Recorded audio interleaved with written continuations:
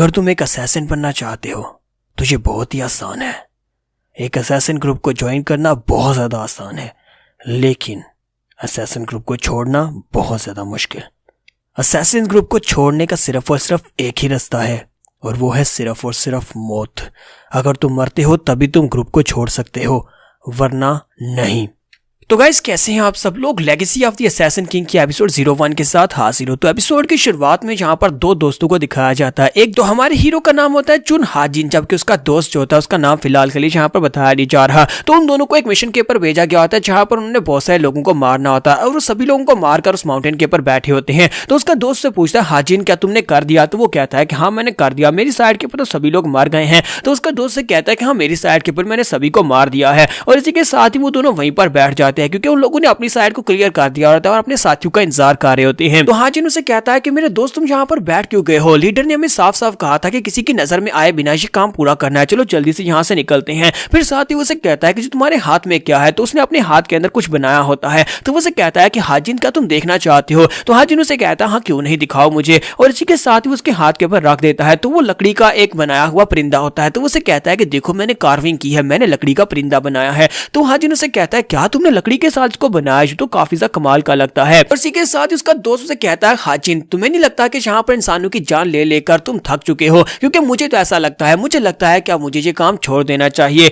तो ये बात सुनने के बाद वो काफी ज्यादा हैरान होता है, यानी हाजिन काफी हैरान होता है। तो उसका दोस्त से कहता है कि मैं यहाँ पर ये सब कुछ छोड़कर जाने वाला हूँ, क्योंकि मुझे नहीं लगता कि ये जरूरी है। एक असैसिन बनना मेरा सपना नहीं था। मैं अपनी बाकी की सारी जिंदगी एक परिंदे की तरह आजाद गुजारना चाहता हूँ। मेरी बाकी की सारी जिंदगी बहुत ज्यादा अच्छी गुजरेगी, एक ऐसी जिंदगी जहां पर हम लोग खेतों में जाकर खुशियां मना सकते हैं, जहां पर खेतों की खुशबू को महसूस कर सकते हैं, ताजा फल खा सकते हैं और परिंदों को चहचहाते हुए देख सकते हैं, बिल्कुल एक परिंदे की तरह जिसकी कोई लिमिट नहीं होती, जो जहां पर जाना चाहे वहां पर जा सकता है। कम से कम हमें जहां पर इस तरह की ब्लड की स्मेल को तो नहीं सूंघना पड़ेगा। तो हाजिन से कहता है कि मुझे भी अपने साथ ले चलो ना, मैं भी जाना चाहता हूं। तो वो से कहता है नहीं तुम मेरे साथ नहीं चल सकते। हाजिन कहता है लेकिन क्यों? मैं भी तो वहां पर जाकर उन पौधों की स्मेल को महसूस करना चाहता हूं, मुझे भी ब्लड की स्मेल अच्छी नहीं लगती। तो उसके दोस्त से कहता है कि तुम इस बारे में सोचना भी मत। और इसी के साथ ही उसे कहता है यार क्यों, मुझे अपने साथ ले चलो ना, हम दोनों एक साथ जाएंगे। इसी के साथ उसका दोस्त चिल्लाकर उसे कहता है कि नहीं अपनी बकवास बंद करो, इस तरह की बात मत करो। और इसी के साथ उसकी बॉडी जो होती है अंदर से फट जाती है और हाजिन के मुंह पर उसका ब्लड गिरता है। वो कहता है कि यहाँ पर क्या हुआ, इसको अचानक से क्या हो गया? वो उसे वहां पर बुला रहा होता है लेकिन वो मर चुका होता है। इसी के साथ ही लीडर वहां पर पहुंच जाते हैं। लीडर उसे कहता है कि तुम में से जो भी यहाँ पर इस बारे में सोचेगा भी कि वो इस ग्रुप को छोड़कर जा सकता है, उसके लिए सिर्फ और सिर्फ एक ही चीज उसका इंतजार कर रही है, वो मौत है। अगर तुम ग्रुप को छोड़ना चाहते हो तुम्हें मरना पड़ेगा। जब तुम लोग छोटे थे तुम्हें यहाँ पर लाया गया था, तुम्हारी बॉडी के अंदर एक पैरासाइट इंजेक्ट कर दिया गया था। अगर तुम लोग यहाँ पर सोचते भी हो कि तुम ग्रुप को छोड़ना चाहते हो, सिर्फ और सिर्फ तुम्हारी सोच को वो कीड़ा दिमाग के अंदर से पार लेगा और तुम उसी वक्त मर जाओगे। अपनी बाकी की सारी जिंदगी ऐसा सोचना मत कि तुम लोग यहाँ पर हमें छोड़कर जा सकते हो या फिर असैसिन ग्रुप को धोखा दे सकते हो। तो हाजिन के दोस्त के मरने के बाद से एक झटका लगता है, लेकिन वो भी इस असैसिन ग्रुप को छोड़कर जाना चाहता है और इसे सब कुछ करने में पूरे 30 साल लगते हैं। और 30 साल के बाद वो भागकर जा रहा होता है, जबकि पूरे का पूरा असैसिन ग्रुप उसके पीछे लगा होता है। वो सभी उसे पकड़ने की कोशिश कर रहे होते हैं, क्योंकि उन्हें पता है कि यहाँ पर से भाग जाएगा तो उनके लिए काफी बड़ा नुकसान होगा, क्योंकि उसके पास बहुत सारी इंफॉर्मेशन है। वो बार बार उसके ऊपर अटैक करते हैं और वो बार बार उन सभी को मार रहा होता है, क्योंकि हाजिन जो है वो असैसिन ग्रुप में उस लेवल तक पहुंच चुका था जहां पर सभी लोग उसे एक टाइटल दे चुके थे, जिसे असैसिन किंग का टाइटल कहा जाता है। तो हाजिन उन सभी लोगों से कहता है कि मैं यहाँ पर काफी ज्यादा बिजी हूँ, मुझे जल्दी से यहाँ से निकलना है, तो सभी लोग एक साथ आ जाओ। तो वो सभी लोग उसे कहता है कि तुमने हम में से कुछ को क्या मार दिया, तुम्हें क्या लगता है कि तुम यहाँ पर से निकल सकते हो? तो हाजिन उनसे कहता है क्या तुम्हें लगता है कि मैंने सिर्फ कुछ को मारा है? क्योंकि उसने 100 से ज्यादा लोगों को मार दिया होता है। और इसी के साथ ही वो सभी लोग फिर से तलवारें लेकर उसके ऊपर अटैक करने के लिए आगे बढ़ते हैं। जब वो उसके ऊपर अटैक करने के लिए आगे बढ़ते हैं तो हाजिन अपनी तलवार को घुमाता है और उनको काटना शुरू कर देता है। वो जिसके ऊपर भी अपनी तलवार को चलाता है उसकी बॉडी को 2 हिस्सों में काट देता है और सोच रहा होता है कि मैं यहाँ पर क्या कर रहा हूँ, मेरे रास्ते में अभी तक जितने लोग आ रहे हैं मैं सभी को मार रहा हूँ, क्योंकि ये सभी लोग मुझे रोकना चाहते हैं, ये नहीं चाहते कि मैं ग्रुप को छोड़कर जाऊं। इसी के साथ ही वहां पर उसके सामने जो भी आता है उसको मारी जा रहा होता है और कहता है मुझे समझ नहीं आ रही कि ये सभी लोगों को अच्छी तरह से पता है कि ये मेरा मुकाबला नहीं कर सकते, फिर भी ये सभी लोग बार बार मेरे सामने आ रहे हैं, सभी लोग बार बार मेरे हाथों से मरने के लिए यहाँ पर आ रहे हैं। और वहां पर कुछ कम नहीं होते, बल्कि पूरी का पूरा असैसिन ग्रुप जो होता है उसके पीछे लगा होता है। जैसे कि जॉन विक आपने देखी होगी, वहां पर भी पूरे का पूरा माफिया जो होता है वो जॉन विक बेचारे के पीछे पड़ जाता है। बिल्कुल ऐसे ही यहाँ पर वो सभी लोग इसके पीछे लगे होते हैं। तो वो कहता है कि मुझे इस लेवल तक पहुंचने के लिए पूरे 30 साल लगे। मेरे दोस्त के मरने के बाद 30 साल तक मैंने इंतजार किया, अपने आप को इतना स्ट्रांग बनाया कि मैं यहाँ से निकलकर जा सकूं। आज यहाँ पर कोई मुझे रोक नहीं सकता, कोई मेरा रास्ता नहीं रोकेगा। और इसी के साथ ही वो बड़ी तेजी के साथ सभी के ऊपर जिगजैग करते हुए अटैक करते हुए आगे गुजर जाता है और सभी की गर्दनें काट देता है। और जहां पर इतने सारों को मारने के बाद जब वो आगे बढ़ता है तो फिर से उसके पीछे बहुत सारे लोग पहुंच जाते हैं। इतने सारे लोग उसका फिर से पीछा कर रहे होते हैं तो वो कहता है कि इनका तो कोई अंत ही नहीं है, यहाँ पर और ज्यादा आते जा रहे हैं और ज्यादा आते जा रहे हैं,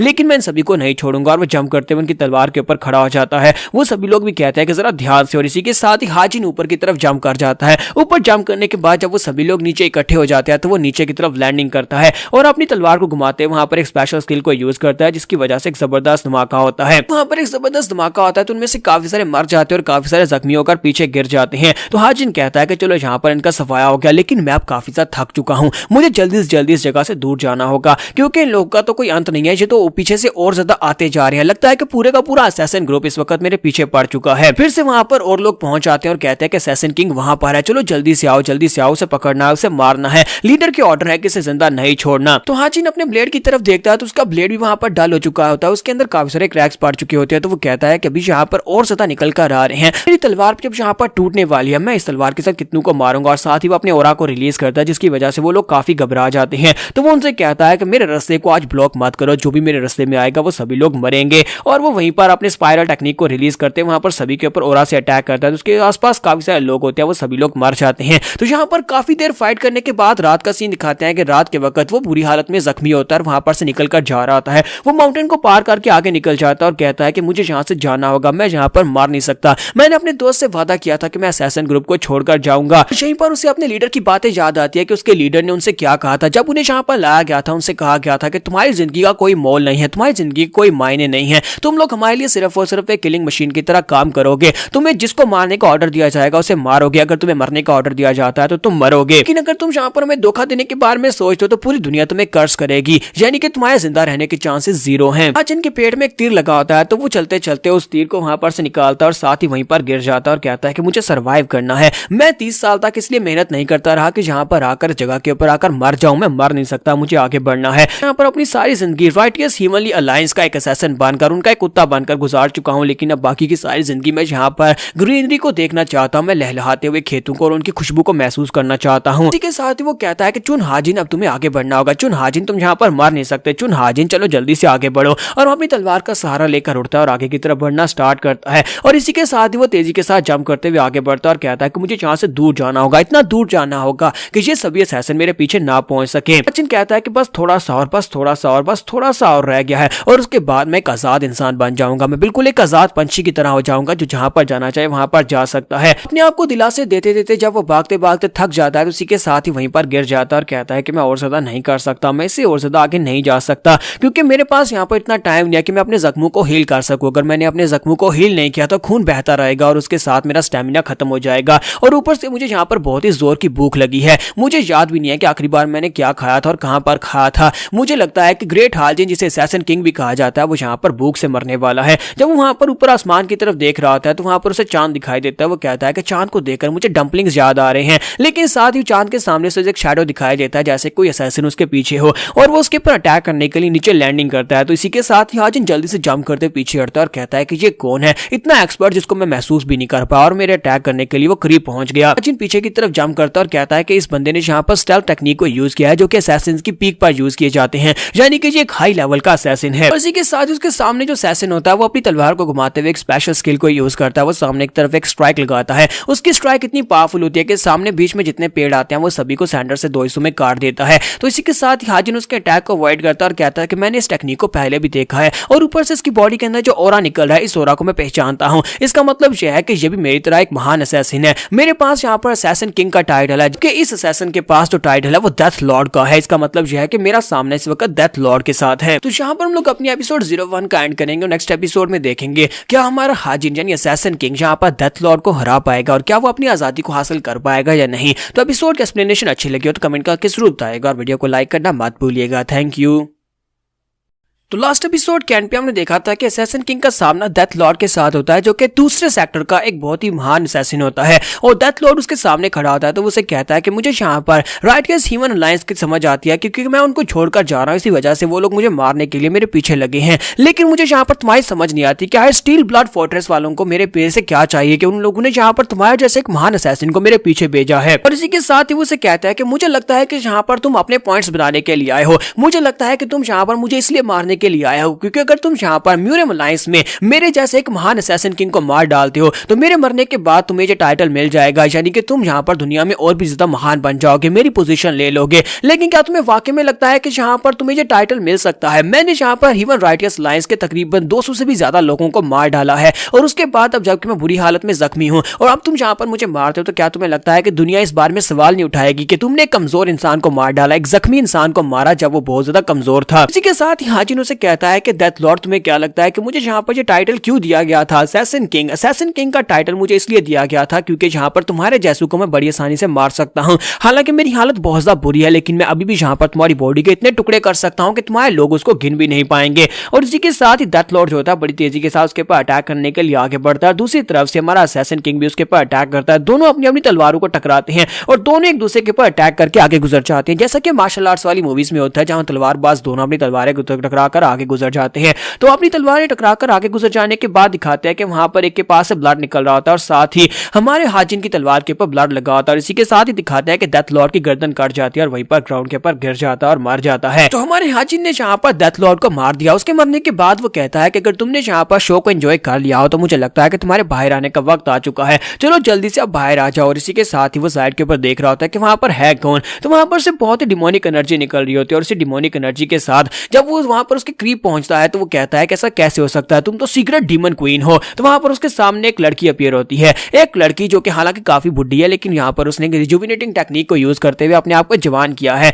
तो वो उसे कहती है कि इसका मतलब यह है कि मैं आज भी तुम्हें याद हूँ, कितने साल गुजर चुके हैं, लगता है 6 साल गुजर गए हैं। चुन हाजिन, काफी दिनों के बाद तुम्हें यहाँ पर देख रही हो, तुम तो बिल्कुल वैसे के वैसे ही हो। और इसी के साथ ही नेक्स्ट सीन जो होता है वहां का दिखाया जाता है जहां पर से हमारा हाजिन गुजर कर आया, जहां पर उसने ह्यूमन राइट्स अलायंस के बहुत सारे लोगों को मारा है। तो वहीं पर उनका फर्स्ट एल्डर पहुंचता है। जैसे फर्स्ट एल्डर वहां पर आता है तो वो सभी लोग उनकी डेड बॉडीज को चेक कर रहे होते हैं और कहते हैं इनमें से आधे लोग तो यहाँ पर स्टील ब्लड फोर्ट्रेस से हैं। ये बात सुनने के बाद वो कहता है कि ऐसा कैसे हो सकता है कि स्टील ब्लड फोर्ट्रेस के लोग भी यहाँ पर मर रहे हैं। फर्स्ट एल्डर कहते हैं कि हमारे असैसिन्स कभी भी हमें छोड़कर नहीं जा सकते। पहली बात तो यह कि उनकी बॉडी के अंदर एक वर्म होता है, लेकिन दूसरा ये कि हम लोगों ने एक बहुत ही पावरफुल नेट बिछाया हुआ है यहाँ पर स्टील ब्लड फोर्ट्रेस के लोग भी हमारा साथ देते हैं जब यहाँ पर से कोई भागने की कोशिश करता है। लेकिन असैसिन किंग ने यहाँ पर स्टील ब्लड फोर्ट्रेस के भी इतने सारे मार्शल मास्टर्स को मार दिया। इसका मतलब यह है कि वो यहाँ पर अपने नाम पर पूरा उतरा है, उसे टाइटल ऐसे ही नहीं दिया गया, चलो जल्दी से उसे ढूंढो। वो अपने लोगों से कहता है किसी हाल में भी उसे ढूंढो, हमें जल्दी से जल्दी उसे ढूंढना होगा। डीमन क्वीन की एनर्जी को फॉलो करो। मुझे लगता है कि डीमन क्वीन ने हमसे पहले उसे ढूंढ लिया और सभी लोग डीमन क्वीन की एनर्जी को फॉलो करने शुरू कर देते हैं। और इसी के साथ ही नेक्स्ट सीन फिर से हाजिन का दिखाया जाता है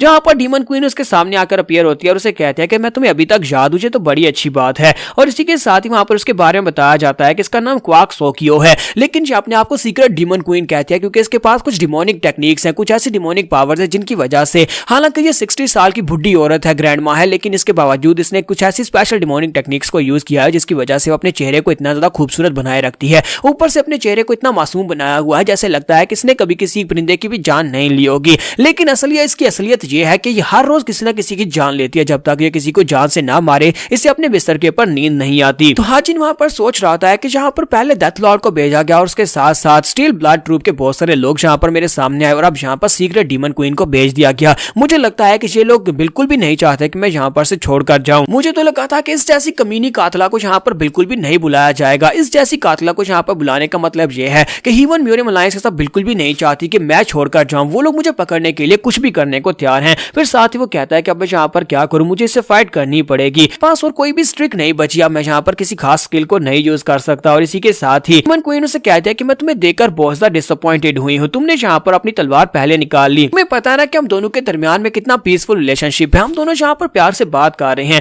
और इसी के साथ ही हाजिन उसे कहता है कि अपनी बकवास बंद करो, मेरा तुम्हारे साथ कोई ताल्लुक नहीं है और यहाँ पर अपनी बकवास बंद करो, बताओ कि तुम्हें मुझसे क्या चाहिए। ह्यूमन क्वीन उसे कहते हैं अगर हम दोनों की फाइट यहाँ पर शुरू हो जाती है तो मुझे नहीं लगता कि तुम यहाँ पर मेरी ज्यादा स्ट्राइक्स को फेस कर पाओगे। तुम्हारा हाजिन उसे कहता है कि मैं यहाँ पर कितनी स्ट्राइक्स को फेस कर पाता हूँ ये तो तुम्हें अटैक करने के बाद ही पता चल पाएगा, लेकिन तुम यहाँ पर मेरी कितनी स्ट्राइक्स को फेस कर पाओगी ये मुझे नहीं पता, क्योंकि कि हो सकता है तुम पहली स्ट्राइक में मारी जाओ। और इसी के साथ ही वो अपनी तलवार निकाल लेता है और कहता है तुम्हारे जैसी बुढ़ी खूसट जिसकी हड्डियां बहुत सा कमजोर हो चुकी हैं, 60 स्टार की ग्रैंड माँ, तुम मेरे हाथ से जरूर मरोगी। तो ये बात सुनने के बाद डीमन क्वीन उसे कहती है कि अगर तुमने यहाँ पर एक और बार मुझे ग्रैंड माँ कहकर पुकारा तो उसके बाद देखना मैं यहाँ पर अपनी दोस्ती को भूल जाऊंगी और उसके बाद तुम यहाँ पर अगर मुझसे माफी की भीख में मांगोगे तब भी तुम्हें नहीं छोड़ूंगी। तो इसी के साथ ही हमारा हाजिन उसे कहता है कि मुझे यहाँ पर तुमसे डरने की क्या जरूरत है, मैं तो वैसे भी यहाँ पर मरने वाला हूँ। वैसे भी तुम्हारे जैसी बुढ़ी खूसट ग्रैंड माँ कहीं कि तुम्हें यहाँ पर अपनी एज को लेकर इतना सेंसिटिव नहीं होना चाहिए। और फिर से उसे जब वो ग्रैंड माँ बोलता है तो ये बात सुनने के बाद डीमन क्वीन बहुत ज्यादा गुस्सा हो जाती है, फिर साथ ही वहीं पर शांत हो जाती है। तो हाजिन भी इस बात से काफी हैरान होता है कि अचानक से ये शांत क्यों हो गई। तो इसी के साथ ही डीमन क्वीन उसे कहते हैं कि मुझे लगता है कि ये बात वाकई में सच है, तुम्हें यहाँ पर राइटियस ह्यूमन अलायंस ने अपने सबसे बेस्ट असैसिन के तौर पर रेस किया और तुम वाकई में यहाँ पर असैसिन किंग कहलाने के लायक हो।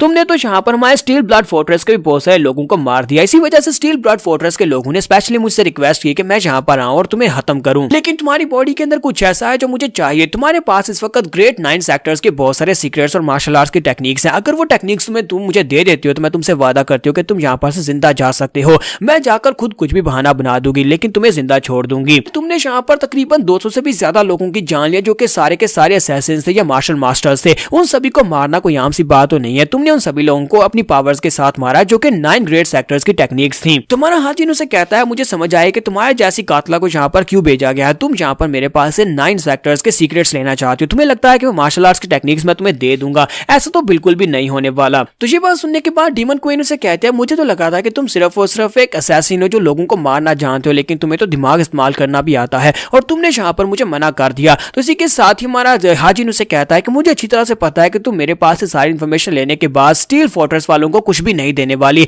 तुम ये सारी इन्फॉर्मेशन अपने लिए रखना चाहती हो। वो 9 फैमिली के सीक्रेट जो है वो सिर्फ और सिर्फ अपने लिए यूज करना चाहती हो ताकि अपने आप को स्ट्रॉन्ग बना सको। तुम सिर्फ अपने फायदे के लिए काम कर रही हो। तो वो कहती है तो इस बात से क्या फर्क पड़ता है कि मैं अपने लिए काम कर रही हूँ या फिर किसी के लिए काम कर रही हूँ। यहाँ पर स्टील ब्लड फोर्ट्रेस के लोगों ने मुझे रिक्वेस्ट नहीं किया होता तब भी मैं यहाँ पर जरूर आती, तुम्हारी इस कमजोर हालत में तुम्हें जरूर मार डालती और तुम्हारे पास वो सारे सीक्रेट्स ले लेती। मुझे लगता है कि तुम्हारे लिए ये बहुत ही अच्छी डील है। वैसे भी तो तुम यहाँ पर मरने वाले हो तो मैं यहाँ पर तुम्हें एक फ्री वे दे सकती हूँ, मैं तुम्हारी जान बचा सकती हूँ, लेकिन बदले में तुम्हें यहाँ पर 9 सेक्टर्स के सीक्रेट्स देने होंगे। तो हाजिन कहता है कि नहीं, मैं तुम्हें वो सीक्रेट्स नहीं दे सकता। तुम्हारे जैसी कमीनी जो है वो मेरे पास इस तरह के सीक्रेट्स नहीं ले सकती। जो कमीनी यहाँ पर अपने सेक्टर की सगी नहीं हुई वो मुझे यहाँ पर क्या प्रोटेक्शन देगी, वो यहाँ पर मुझे भी धोखा देगी। जैसी माना हाजिन उसे कहता है कि मैं तो वैसे भी यहाँ पर मरने वाला हूँ। तो वो उसे कहती है क्या यहाँ पर तुम ब्लड पैरासाइट की बात कर रही हो। तो वो उसे कहती है मुझे अच्छी तरह से पता है कि जब तुम लोगों को यहाँ पर असैसिन ग्रुप में लाया जाता है उसी वक्त तुम्हारी बॉडी के अंदर एक ब्लड पैरासाइट छोड़ा जाता है। अगर तुम लोग यहाँ पर ग्रुप को धोखा देने के बारे में सोचते भी हो तो वो उसी वक्त एक्टिवेट हो जाता है और तुम्हारी बॉडी अंदर से फट जाती है और तुम लोग मर जाते हो। तुमने अपने कई दोस्तों को इस तरह से मरते हुए देखा होगा, लेकिन मैं यहाँ पर तुम्हें उससे बचा सकती हूँ। मैंने यहाँ पर एक ऐसी डिमोनिक कार्ड को मास्टर किया जिससे मैं तुम्हारी बॉडी के अंदर से उस कीड़े को निकाल सकती हूँ, तुम्हारी जान बच जाएगी और यहाँ पर तुम्हें बदले में मुझे 9 सेक्टर्स के सीक्रेट देने होंगे। तो यहाँ पर एपिसोड 02 का एंड करेंगे। नेक्स्ट एपिसोड में देखेंगे क्या हमारा हाजिन यहाँ पर इसकी इस डील को मान लेगा, क्या वो अपनी जान बचाने के लिए करेगा या नहीं। तो ये हम लोग नेक्स्ट एपिसोड में देखेंगे। तो एपिसोड की एक्सप्लेनेशन अच्छी लगी हो तो कमेंट करके जरूर बताइएगा और वीडियो को लाइक करना मत भूलिएगा। Thank you. तो गाइस कैसे हैं आप सब लोग। Legacy of the assassin king के एपिसोड 03 के साथ हाजिर हूं। अगर आप लोग यहां तक पहुंचे हैं इसका मतलब शायद कि आपको पहली दोनों एपिसोड पसंद आई हैं, तो इस एपिसोड पे लाइक करना मत भूलिएगा और अगर आप चैनल पर नए हैं तो चैनल को जल्दी से सब्सक्राइब कर दे। तो लास्ट एपिसोड के एंड पे हमने देखा था कि डीमन क्वीन कहती है कि मैं उस पैरासाइट को तुम्हारी बॉडी से निकाल सकती हूँ जिसकी वजह से तुम्हारी जान भी जा सकती है। तो इसी के साथ ही हमारे हाजिन को अपना दोस्त याद आता है कि उसके दोस्त ने जब वहां पर सोचा था कि वो एक आजाद परिंदे की तरह इस असैसिन ग्रुप को छोड़कर जा सकता है तो उसी वक्त मर गया था और इसी के साथ उसे वहां पर ब्लड पैरासाइट भी याद आता है। लेकिन इसी के साथ ही डीमन क्वीन जब उसे कहती है कि मेरे पास यहाँ पर एक स्पेशल डिमोनिक टेक्निक है जिससे मैं तुम्हारी बॉडी से उस कीड़े को निकाल सकती हूँ, लेकिन बदले में तुम्हें यहाँ पर 9 सेक्टर्स के सीक्रेट मुझे देने होंगे। ये बहुत ज्यादा दर्दनाक होने वाला है लेकिन इसके बावजूद तुम्हारी जान बच जाएगी। हाजिन उसकी बात सुनने के बाद थोड़ी देर के लिए वहां पर खामोश होता है, फिर साथ ही उसे कहता है कि मुझे लगता है कि तुम मेरे बारे में ज्यादा कुछ नहीं जानती, तुम्हें यहाँ पर होमवर्क करने के बाद यहाँ पर आना चाहिए था। तुम्हें क्या लगता है कि मैं यहाँ पर से किस लिए भाग रहा हूँ। तुम्हें नहीं लगता कि अगर यहाँ पर मैं भाग रहा हूँ तो इसका मतलब यह कि अभी तक मुझे मर जाना चाहिए था। असल में मैंने उस ब्लड पैरासाइट को 5 साल पहले अपनी बॉडी के अंदर से बाहर निकाल दिया था। जब मैंने उसे अपनी बॉडी के अंदर से बाहर निकाल दिया तो मुझे यहाँ पर पूरे 5 साल लगे इस बारे में सोचने के लिए कि मैं यहाँ से कैसे निकल सकता हूँ और मुझे यहाँ पर पावर गैदर करने के लिए, क्योंकि ऊपर जो बैठे एल्डर्स हैं वो बहुत ज्यादा पावरफुल हैं। इस ग्रुप का नेटवर्क इतना ज्यादा पावरफुल है कि इसको ब्रेक करके बाहर निकल पाना मेरे लिए बहुत ज्यादा मुश्किल था और मुझे 5 साल लगे ये सारे का सारा प्लान बनाने के लिए। इसी के साथ ही हाजिन चिल्लाकर उसे कहता है कि तुम यहाँ पर मेरे साथ बहुत सारे वादे कर रही हो, डील करने की कोशिश कर रही हो, लेकिन मैं तुम्हारी तुम्हारी इस कमीनी नेचर को अच्छी तरह से जानता हूँ। मैं जानता हूँ कि तुम अंदर से कितनी ज्यादा घटिया हो। अपनी जिंदगी के 30 साल गवाए हैं उन कमीनों के हाथों से। उन कमीनों के हाथों से मैंने असैसिन बनकर बहुत सारे लोगों की जान ली, अपने हाथ खून से रंगे, लेकिन अब यहाँ पर मैं अपनी जिंदगी का 1 मिनट भी जाया नहीं करना चाहता। तुम्हारे जैसे इंसान के हाथों से मैं बेवकूफ तो बिल्कुल भी नहीं बनूंगा, इसलिए मेरी आंखों के सामने से दफा हो जाओ या फिर मैं तुम्हें मार डालूंगा। और इसी के साथ ही वो कहता है कि अब यहाँ पर तुम्हारे पास सिर्फ और सिर्फ एक ही रास्ता है, तो फाइट करो या फिर यहाँ पर मेरे रास्ते से हट जाओ। इसी के साथ ही डीमन क्वीन उसे कहता है कि तुम यहाँ पर मेरे सामने इस तरह की बात कैसे कर सकते हो जबकि तुम यहाँ पर अधमरे हो चुके हो, यानी कि तुम मरने वाले हो। और साथ ही उसे कहते हैं कि अब यहाँ पर तुम्हें ज्यादा परेशान होने की जरूरत नहीं है, मैं तुम्हारी इस ब्यूटीफुल लाइफ को यहीं पर खत्म करने वाली हूँ। तुम यहाँ पर अगर मुझे 9 सीक्रेट्स नहीं देते तो कोई बात नहीं, मुझे यहाँ पर वो सीक्रेट्स नहीं चाहिए, लेकिन मैं यहाँ पर तुम्हें जिंदा नहीं छोड़ूंगी क्योंकि तुमने यहाँ पर मेरी बहुत ज्यादा इंसल्ट कर दी। क्या तुम्हें पता है कि मैं लोगों के साथ क्या करती हूँ? जो लोग मेरी इंसल्ट करते हैं मैं उनकी गर्दन सर से अलग कर देती हूँ, दर से अलग कर देती हूँ। इसी के साथ उसकी आंखों में वहां पर किलिंग इंटेंट दिखाई दे रहा था। तो हाजिन कहता है कि ये तो मुझे तुम्हारी आंखों में दिखाई दे रहा है कि मैं यहाँ पर तुम्हारे हाथों से मरने वाला हूँ, तो मेरे लिए यहाँ पर सिर्फ और सिर्फ एक ही रास्ता है, डू और डाई, या मैं तुम्हें मार डालूं या फिर खुद मर जाऊं। और साथ ही वो अपनी तलवार में अपने ओरा को रिलीज करता है, जबकि दूसरी तरफ से डीमन क्वीन जो होती है वो भी अपने बुढ़े रूप में आ जाती है, यानी कि अपने डिमोनिक रूप में आ जाती है, और दोनों वहां पर एक दूसरे के ऊपर अटैक करने के लिए आगे बढ़ते हैं। एक तरफ से डीमन क्वीन अपने पंजे टकराती है, जबकि दूसरी तरफ से हाजिन अपनी तलवार टकराता है। वहां पर एक जबरदस्त धमाका होता है। धमाका इतना बड़ा पावरफुल होता है जैसे कि जहां पर किसी ने न्यूक्लियर बॉम्ब गिरा दिया हो। इसी धमाके के धुएं के हटने के बाद वहां पर दिखाते हैं कि सब कुछ शांत हो चुका होता है। वहां पर हाजिन ने अपने बाजू को सामने किया होता है और उसके पंजे जो होते हैं उसके बाजू के अंदर दंस चुके होते हैं,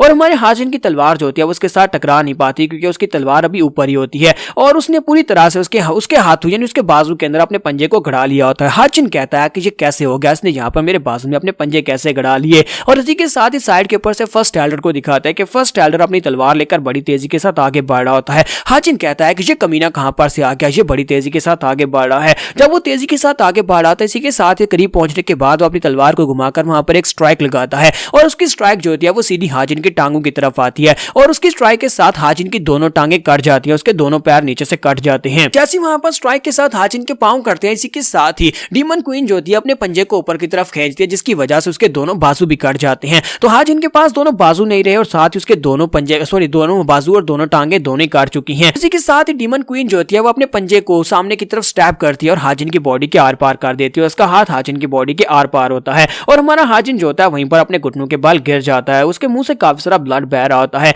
तो डीमन क्वीन उसे कहते हैं कि मुझे लगता है कि अब तुम्हारी बॉडी के ऊपर इस सर की कोई वैल्यू नहीं है और इसे तुम्हारी बॉडी के ऊपर होना भी नहीं चाहिए। और इसी के साथ ही वो अपने हाथ को उसकी आंखों के ऊपर रखती है और कहती है पहले तुम्हारी आंखें निकालूंगी फिर तुम्हारा सर उखाड़ूंगी। और साथ ही वहां पर उसको पकड़ती है, दोनों हाथों के साथ उसके सर को पकड़ती है और साथ ही उसे ऊपर की तरफ खींचती है, और साथ ही अपनी डिमोनिक स्माइल भी देख रही होती है, और इसी के साथ ही वो जोर लगाती है और उसका सर उखाड़ देती है, और हमारा हाजिन जो होता है वहां पर मर जाता है। और इसी के साथ ही डीमन क्वीन बहुत ज्यादा खुश होती है और कहती है यहाँ पर ये खुशबू सूंघकर मुझे बहुत ज्यादा मजा आता है, जब ब्लड मेरे पर गिरता है तो उस वक्त मुझे बेहद मजा आता है। तो इसी के साथ ही हमारा हाजिन जैसे वहां पर मर जाता है तो कहानी सुनाने वाला वहां पर आ जाता है, जो कि हाजिन की जगह के ऊपर बोल रहा था और कहता है फाइनली क्या यही वो मोमेंट है जब मैं यहाँ पर मरने वाला हूँ। मैंने यहाँ पर एक सपना देखा था अपने दोस्त की वजह से, मेरे दोस्त का ये सपना था जिसे मैं जी रहा था। 30 साल मेहनत करने के बाद मैं यहाँ तक पहुंचा, लेकिन मैं इस नेटवर्क से नहीं निकल पाया। लगता है कि ये बात वाकई में सच है। अगर आप एक असैसिन ग्रुप को ज्वाइन कर लेते हैं तो वहां पर से छोड़ने का सिर्फ एक ही रास्ता होता है, वो मौत होती है।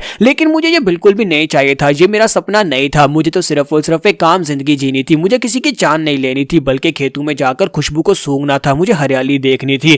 क्या सिर्फ और सिर्फ यही है? क्या मैं यही अचीव कर सकता था? क्या मैं यहाँ पर मरने वाला हूँ? काश मुझे यहाँ पर एक और मौका मिलता। और जैसे वो यहाँ पर ये कहता है काश मुझे एक और मौका मिलता, एक घर के अंदर एक बच्चा जो होता है वो उठकर बैठ जाता है, एक यंग मास्टर जो होता है वो बेहोश पड़ा होता है और इसी के साथ ही वो उठकर बैठ जाता है। वो ह्यूमनली डिमोनिक कल्ट होता है, ह्यूमनली डिमोनिक कल्ट का थर्ड यंग मास्टर जो होता है वो वहां पर उठकर बैठ जाता है, क्योंकि वो वहां पर मर चुका होता है, लेकिन उसकी बॉडी के अंदर हमारा हाजिन रीइंकार्नेट हो जाता है। वहां पर वो उठकर बैठता है, वो कहता है कि ये क्या, लगता है कि मुझे यहाँ पर एक दूसरा चांस मिला है। जबकि इसी के साथ ही एक दूसरे रूम के अंदर दिखाते हैं जहां पर फोर्थ यंग मास्टर बैठा होता है और उसके सामने एक मंत्री आता है और उसके सामने अपना सर झुकाकर उसे ग्रीट करता है और कहता है फोर्थ यंग मास्टर मैं यहाँ पर आपके लिए रिपोर्ट लेकर आया हूँ। तो वो कहता है कि बताओ क्या रिपोर्ट है? तो वो कहता है कि सर मैंने उसकी पल्स को फील किया है और मुझे लगता है कि थर्ड यंग मास्टर मतलब यह है कि वो बहुत ही जल्दी मरने वाला है। ये बंदा जो है ये थर्ड यंग मास्टर की केयर करने के लिए यहाँ पर रखा गया है और इसे लगता है कि वो मरने मरने वाला है, क्योंकि वो ये उसे थोड़ी देर पहले चेक करके आया था। और इस बात से फोर्थ यंग मास्टर काफी ज्यादा खुश हो रहा था कि उसका छोटा भाई यहाँ पर उसका बड़ा भाई मरने वाला है। वो सोच रहा होता है कि जितना मैंने सोचा था चीजें उससे ज्यादा बेहतर हो रही हैं। और इसी के साथ ही नेक्स्ट सीन जो होता है हमारे हाजिन का दिखाया जाता है कि हमारा हाजिन जो होता है अपने बिस्तर के ऊपर से उठता है और कहता है कि ये कौन सी जगह है और मैं कौन सी जगह के ऊपर आ गया हूँ। अभी तक उसने अपनी बॉडी की तरफ नहीं देखा। वो उसके साथ ही वहां पर एक चीख मारता और कहता है कि लगता है कि वो एक सपना था, मैंने यहाँ पर कोई सपना देखा जिसमें मैं बहुत सारे लोगों को मार रहा था। वो कहता है कि मुझे लगता है कि डीमन क्वीन ने मेरा सार उड़ा दिया उस सपने में, लेकिन ये सिर्फ एक सपना ही हो सकता है, डीमन क्वीन मुझे कैसे मार सकती है। फिर वो अपने आसपास देखता है और कहता है कि ये जगह काफी ज्यादा अजीब है, ये किसी और का रूम लगता है मेरा रूम नहीं है। और इसी के साथ उसे बाहर से कोई आता हुआ महसूस होता है। वो कहता है बाहर से कोई आ रहा है। तो एक नौकरानी उसके लिए मेडिसिन लेकर आ रही होती है। तो वो उसे कहते हैं कि यंग लॉर्ड मैं अंगवा मैं आपके लिए यहाँ पर मेडिसिन लेकर आई हूँ। और जब वो सामने देखते हैं तो बिस्तर के ऊपर यंग लॉर्ड नहीं होता। तो थर्ड यंग मास्टर यानी कि हमारा हाजिन जो होता है वो पीछे से निकलता है और एक ड्रम स्टिक को उसके गले के ऊपर रखता है और कहता है कि जल्दी से बताओ तुम कौन हो, तुम्हें किसने यहाँ पर भेजा है, क्या तुम्हें यहाँ पर स्टील ब्लड ट्रूप के लोगों ने भेजा है या फिर तुम्हें राइटियस हिमालय अलायंस ने यहाँ पर भेजा है। तो वो कहती है सर जी आप क्या कर रहे हैं, मैं आपकी नौकरानी अंगवा हूँ और आपके लिए यहाँ पर मेडिसिन लेकर आई हूँ। यंग मास्टर जी आपको अचानक से क्या हो गया है, पिछले कई दिनों से आप यहाँ पर बेहोश पड़े थे और अब जब आप अचानक से उठ गए हैं आप यहाँ पर मुझे मारने पर तुल गए हैं। तो ये बात सुनने के बाद वो काफी हैरान होता है और उसे कहता है कि तुम यहाँ पर किसको यंग लॉर्ड कह रही हो, इस तरह की बकवास करना बंद करो, मुझे सच बताओ कि यहाँ पर क्या चल रहा है, तुम कौन हो, यहाँ पर तुम्हें किसने भेजा है। तो वो कहती है सर मैं यहाँ पर सच्ची में आपके लिए मेडिसिन लेकर आई हूँ, मैं आपकी नौकरानी अंगवा हूँ, क्या आप मुझे भूल गए हैं, मैं पहले भी यहाँ पर आपको केयर कर चुकी हूँ और आप यहाँ पर बिस्तर के ऊपर पड़े हुए थे, की ब्लॉकेज की वजह से पिछले 6 महीने से आप बेहोश पड़े हुए थे और उठ भी नहीं रहे थे, सुबह ही आपको यहाँ पर होश आई है। तो ये बात सुनने के बाद हाजिन भी काफी हैरान होता और कहता है क्या पिछले 6 महीने से मैं यहाँ पर बेहोश पड़ा था और वो भी की ब्लॉकेज की वजह से, ऐसा कैसे हो सकता है। हाजिन उसे कहता है कि तुम झूठ बोल रही हो, मुझे सच्ची सच्ची बताओ कि यहाँ पर क्या चल रहा है। और इसी के साथ ही वो जब थोड़ा सा आगे बढ़ता है तो आईने के अंदर अपना चेहरा देखता है। जब वो आईने में देखता है तो वो एक जबरदस्त चीख मारता और कहता है कि ये कौन है, ये किस कमीने की बॉडी है, ये तो मैं नहीं हूँ। हाजिन कहता है इसका मतलब यह है कि वहां पर जो कुछ भी हुआ था, जो मैंने सपने में देखा था, वो एक सपना नहीं था बल्कि वो हकीकत थी और वहां पर डीमन क्वीन ने मुझे मार दिया। डीमन क्वीन के मुझे मारने के साथ मेरी बॉडी रीइंकार्नेट होकर इस लड़के की बॉडी के अंदर आ गई है। तुम्हारा हाजिन सोच रहा था कि मैं कौन सी जगह के पर हूँ और इसी के साथ ही वो दरवाजा खोलता और बाहर देखता और कहता है कि हमारे म्यूजियम में इस तरह की एक जगह कैसे हो सकती है जो कि इतनी ज्यादा खूबसूरत और इतनी शांत हो। और वहीं पर सामने से 2 लोग आते हुए दिखाई देते हैं। तो वो कहता है कि और ये लोग कौन है, मैं कौन सी जगह पर हूँ, यहाँ पर तो बहुत सारे सवाल हैं, मुझे यहाँ पर जल्दी से जल्दी अपने बारे में इन्फॉर्मेशन हासिल करना होगी कि मुझे यहाँ पर पता होना चाहिए कि मैं किसकी बॉडी के अंदर हूँ। और यहीं पर हमारी एपिसोड 03 का एंड हो जाता है जहाँ पर से इसकी नई जर्नी स्टार्ट होती है। तो एपिसोड की एक्सप्लेनेशन अच्छी लगी हो तो कमेंट करके जरूर बताइएगा और वीडियो को लाइक करना मत भूलिएगा। Thank you.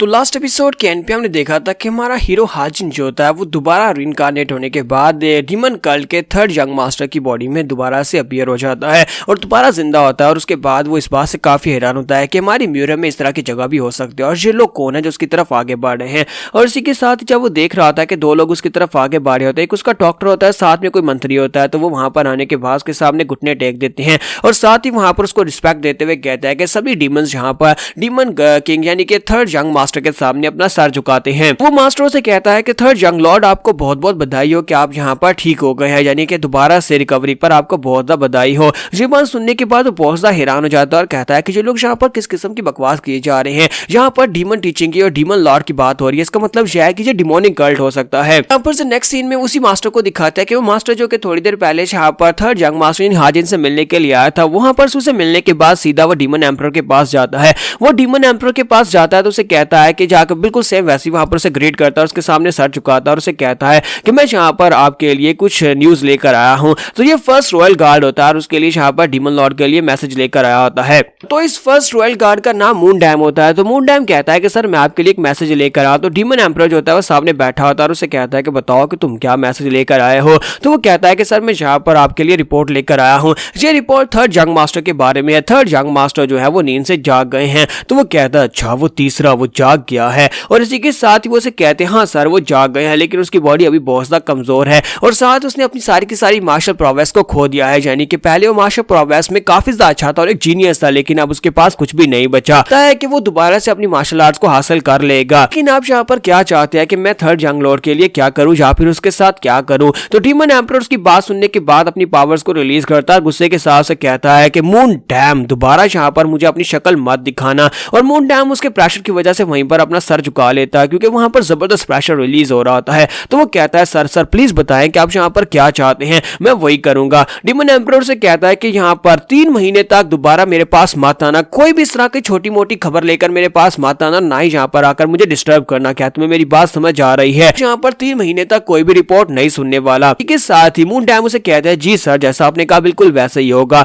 और इसी के साथ ही वहां पर से पीछे हट जाता है और कहता है कि मैं अपने यहाँ से जा रहा हूँ। उम्मीद करता हूँ कि आप यहाँ पर अगले 3 महीने में ग्रेट अचीवमेंट्स को हासिल करेंगे और ब्रेक थ्रू कर लेंगे। और इसी के साथ ही वहां पर से बाहर आ जाता है। जबकि दूसरी तरफ फिर से हमारे हाजिन का सीन दिखाया जाता है कि हमारा हाजिन जो होता है वो हिमालय डीमन कल्ट के बारे में बताता है कि हिमालय डिवाइन डीमन कल्ट जो होता है ये भी यहाँ पर उसी तरह की एक फैक्शन है जैसे कि यहाँ पर दूसरी फैक्शंस हैं राइटियस ह्यूमन अलायंस और स्टील ब्लड फोर्ट्रेस। उन्हीं की तरह हिमालय डीमन अलायंस भी ये भी एक अलायंस है। आज से कुछ हजारों साल पहले यहाँ पर इस डिमोनिक कल्ट की बुनियाद रखी गई थी। एक बहुत ही पावरफुल डिमोनिक मास्टर जो कि बहुत ज्यादा जालिम था, उसने यहाँ पर इस डीमन डिवाइन कल्ट को बनाया था और उसके बाद से बहुत सारे लोगों ने इसको ज्वाइन किया, बहुत सारे इसी तरह के डिमोनिक लोगों ने इसको ज्वाइन किया और उसके बाद से ये एक बहुत ही पावरफुल फोर्स बन चुकी है। हालांकि राइटियस ह्यूमन अलायंस जो है ये इससे बहुत ज्यादा बड़ी है। राइटियस ह्यूमन अलायंस और स्टील ब्लड फोर्ट्रेस जो है दोनों की तादाद जो है यानी कि उनके मेंबर्स और उनके डिसाइपल्स की तादाद ह्यूमनली डीमन कल्ट से बहुत ज्यादा है, लेकिन इसके बावजूद कभी भी कोई इनकी तरफ आंख उठाकर भी नहीं देखता, वो भी सिर्फ और सिर्फ इनके डीमन एम्परर की वजह से, क्योंकि इनका डीमन एम्परर इतना पावरफुल इंसान है कि ह्यूमनली राइटियस अलायंस के लोग इनके सामने टिक भी नहीं सकते। इसी वजह से ये लोग यहाँ पर एक बैलेंस बनाए रखते हैं और कभी भी यहाँ पर एक दूसरे के ऊपर अटैक नहीं करते, क्योंकि अगर यहाँ पर दोनों फैक्शंस में आपस में जंग छिड़ती है तो यहाँ पर ज्यादा नुकसान राइटियस ह्यूमन अलायंस का ही होगा। ये बात वो अच्छी तरह से समझते हैं। इस म्यूरियम वर्ल्ड में सिर्फ और सिर्फ 3 ही पावरफुल फोर्सेस है, righteous human alliance, steel blood fortress और हिमालय डिमोनिक कल्ट। ये तीनों ही बहुत ही पावरफुल फोर्सेस हैं। तो हाजिन कहता है कि मुझे समझ नहीं आती कि मैं अचानक से यहाँ पर इस जगह के ऊपर कैसे रीबॉर्न हो गया। अगर मुझे रीबॉर्न भी होना था तो मैं राइटियस ह्यूमन अलायंस में रीबॉर्न होता ना, जहां पर से मैं भागने की कोशिश कर रहा था। आखिर अचानक से हिमालय डिमोनिक कल्ट में क्यों? और वो चिल्लाकर कहता है फिर से डिमोनिक कल्ट ही क्यों? क्योंकि डिमोनिक कल्ट भी वैसा ही है, बिल्कुल राइटियस ह्यूमन अलायंस के जैसा। यहाँ पर से भी निकलना बहुत मुश्किल है। फिर साथ ही वो कहता है मुझे यहाँ पर शांत रहना होगा, पहले मुझे यहाँ पर सिचुएशन के बारे में जानना होगा और उसके बाद मुझे फ्यूचर के प्लान्स बनाने होंगे कि मैं कैसे इस जगह से बाहर निकल सकता हूँ। और उसी के साथ ही उसी रात वो वहां पर से अपनी स्टाइल टेक्निक को यूज करते हुए पीछा करता है कुछ लोगों का। वहां पर डिसाइपल्स की बातें सुनने के लिए जाता है ताकि वहां पर उसे सिचुएशन के बारे में पता चल सके, उसे अपने बारे में पता चल सके कि जिसकी बॉडी के अंदर वो रीबॉर्न हुआ है वो किस किस्म का इंसान है। तो वो रात के वक्त दो डिसाइपल्स की बातें सुन रहा था। एक कहता है क्या तुम्हें पता है कि यहाँ पर हमारे डीमन एम्परर के 7 डिसाइपल्स हैं, उन डिसाइपल्स में से सबसे ज्यादा पावरफुल कौन है? दूसरा कहता है नहीं, वो कहता है कि सबसे पावरफुल थर्ड यंग मास्टर था। थर्ड यंग मास्टर सबसे स्ट्रॉन्गेस्ट था, लेकिन बेचारा 6 महीने पहले चापा की ब्लॉकेज की वजह से बिस्तर के ऊपर पड़ गया और सुना है कि वो जाग गया है, लेकिन उसकी सारी की सारी कल्टीवेशन चली गई है, वो बहुत ज्यादा कमजोर हो गया है। दूसरा उसे कहता है कि मैंने एक बात सुनी थी, मैंने सुना था कि फोर्थ यंग मास्टर जो है वो थर्ड यंग मास्टर की काफी ज्यादा खिलाफ है। तो वो कहता है हाँ ऐसी ही बात है, मैं चाहता हूं कि तुम यहाँ पर इन सभी से दूर रहना, क्योंकि ये थर्ड यंग मास्टर और फोर्थ यंग मास्टर ये सभी डिसाइपल जो हैं ये आपस में पावर हासिल करने के लिए एक दूसरे से फाइट करते हैं। अब जबकि थर्ड यंग मास्टर फिर से उठ खड़ा हुआ है तो मुझे लगता है कि फिर से यहाँ पर ब्लड शेड होने वाला है, सभी लोग आपस में फाइट करेंगे डीमन एम्परर के सामने अच्छा बनने के लिए। दूसरे वहां लड़का उसे कहता है लेकिन मैंने सुना है कि उसकी सारी की सारी मार्शल आर्ट्स चली गई हैं, लेकिन मैंने उसके बारे में एक और बात सुनी है कि उसको एक टाइटल दिया गया है, उसका टाइटल मॉन्स्ट्रस डीमन का है, यानी मॉन्स्ट्रस डीमन का टाइटल है। अगर वो वाकई में मॉन्स्ट्रस डीमन है जिस तरह की उसका टाइटल है तो वो अपनी थोड़ी सी मास्टर प्रोग्रेस के साथ भी फिर से अपने पांव पर खड़ा हो जाएगा और मुझे नहीं लगता कि दूसरे डिसाइपल्स उसके सामने टिक पाएंगे, क्योंकि वो बहुत ज्यादा खतरनाक है। इसी वजह से तो उसे मॉन्स्ट्रस डीमन कहा जाता है। पहले वाला उसे कहता है किसी वजह से तो मैं तो पहले भी उसके करीब नहीं जाया करता था, वो बहुत ही कमीना और बहुत ही घटिया इंसान है। थर्ड यंग मास्टर यानी कि हमारी हाजिन की बात की जा रही होती है, क्योंकि वो कभी भी किसी वक्त भी गुस्सा हो जाता है और जब वो गुस्सा होता है तो वो किसी को भी मार डालता है। और हमारा हाजिन उनकी बातें ऊपर सुन रहा था और कहता है कि जरा इनकी बातें तो सुनो। जिस तरह से मैं इनकी बातों को समझ पा रहा हूँ मुझे लगता है कि जिस बंदे की बॉडी के अंदर यानी सोर्योंग की बॉडी के अंदर मैं दोबारा से रीबॉर्न हुआ हूँ, ये लड़के की रेपुटेशन बहुत ज्यादा बुरी है। साथ ही हमारा सीन फिर से प्रेजेंट में आता है तो हाजिन कहता है कि मुझे एक बात तो कंफर्म हो गई है कि ये वाकई में हिमालय डिमोनिक कल्ट ही है और मैं डीमन कल्ट में ही हूँ। अगर मैं यहाँ से भागकर जाना चाहता हूँ तो मुझे यहाँ पर एक परफेक्ट प्लान की जरूरत है। फिर साथ ही वो कहता है लेकिन मैं यहाँ पर से कैसे जा सकता हूँ? कल रात मैंने यहाँ पर थोड़ी सी स्टाइल टेक्निक को क्या यूज कर लिया, जरा देखो तुझे इस बॉडी की क्या हालत हो गई है। तो वो कहता है कि यहाँ पर सच्ची बताऊं कि मैं यहाँ पर दोबारा जिंदा होकर काफी ज्यादा खुश हूँ, लेकिन इस बॉडी को देखो, यहाँ पर मेरी ये बॉडी जो है ये 80 साल के बुढ़े के बराबर है, क्योंकि इस बॉडी के ऊपर मांस तो है ही नहीं, सिर्फ हड्डियां दिखाई दे रही हैं। हालांकि मैं यहाँ पर इस बात से काफी खुश हूँ कि मैं दोबारा से यहाँ पर 14-15 साल के लड़के की बॉडी में दोबारा जिंदा हुआ हूँ। सचिन कहता है मेरे पास सालों का एक्सपीरियंस है, मैं कभी असैसिन किंग हुआ करता था, तो मुझे यहाँ पर उस लेगेसी को यूज करते हुए दोबारा से अपनी बॉडी को रिकवर करना होगा। चलो सबसे पहले यहाँ पर मेडिटेट करके देखते हैं।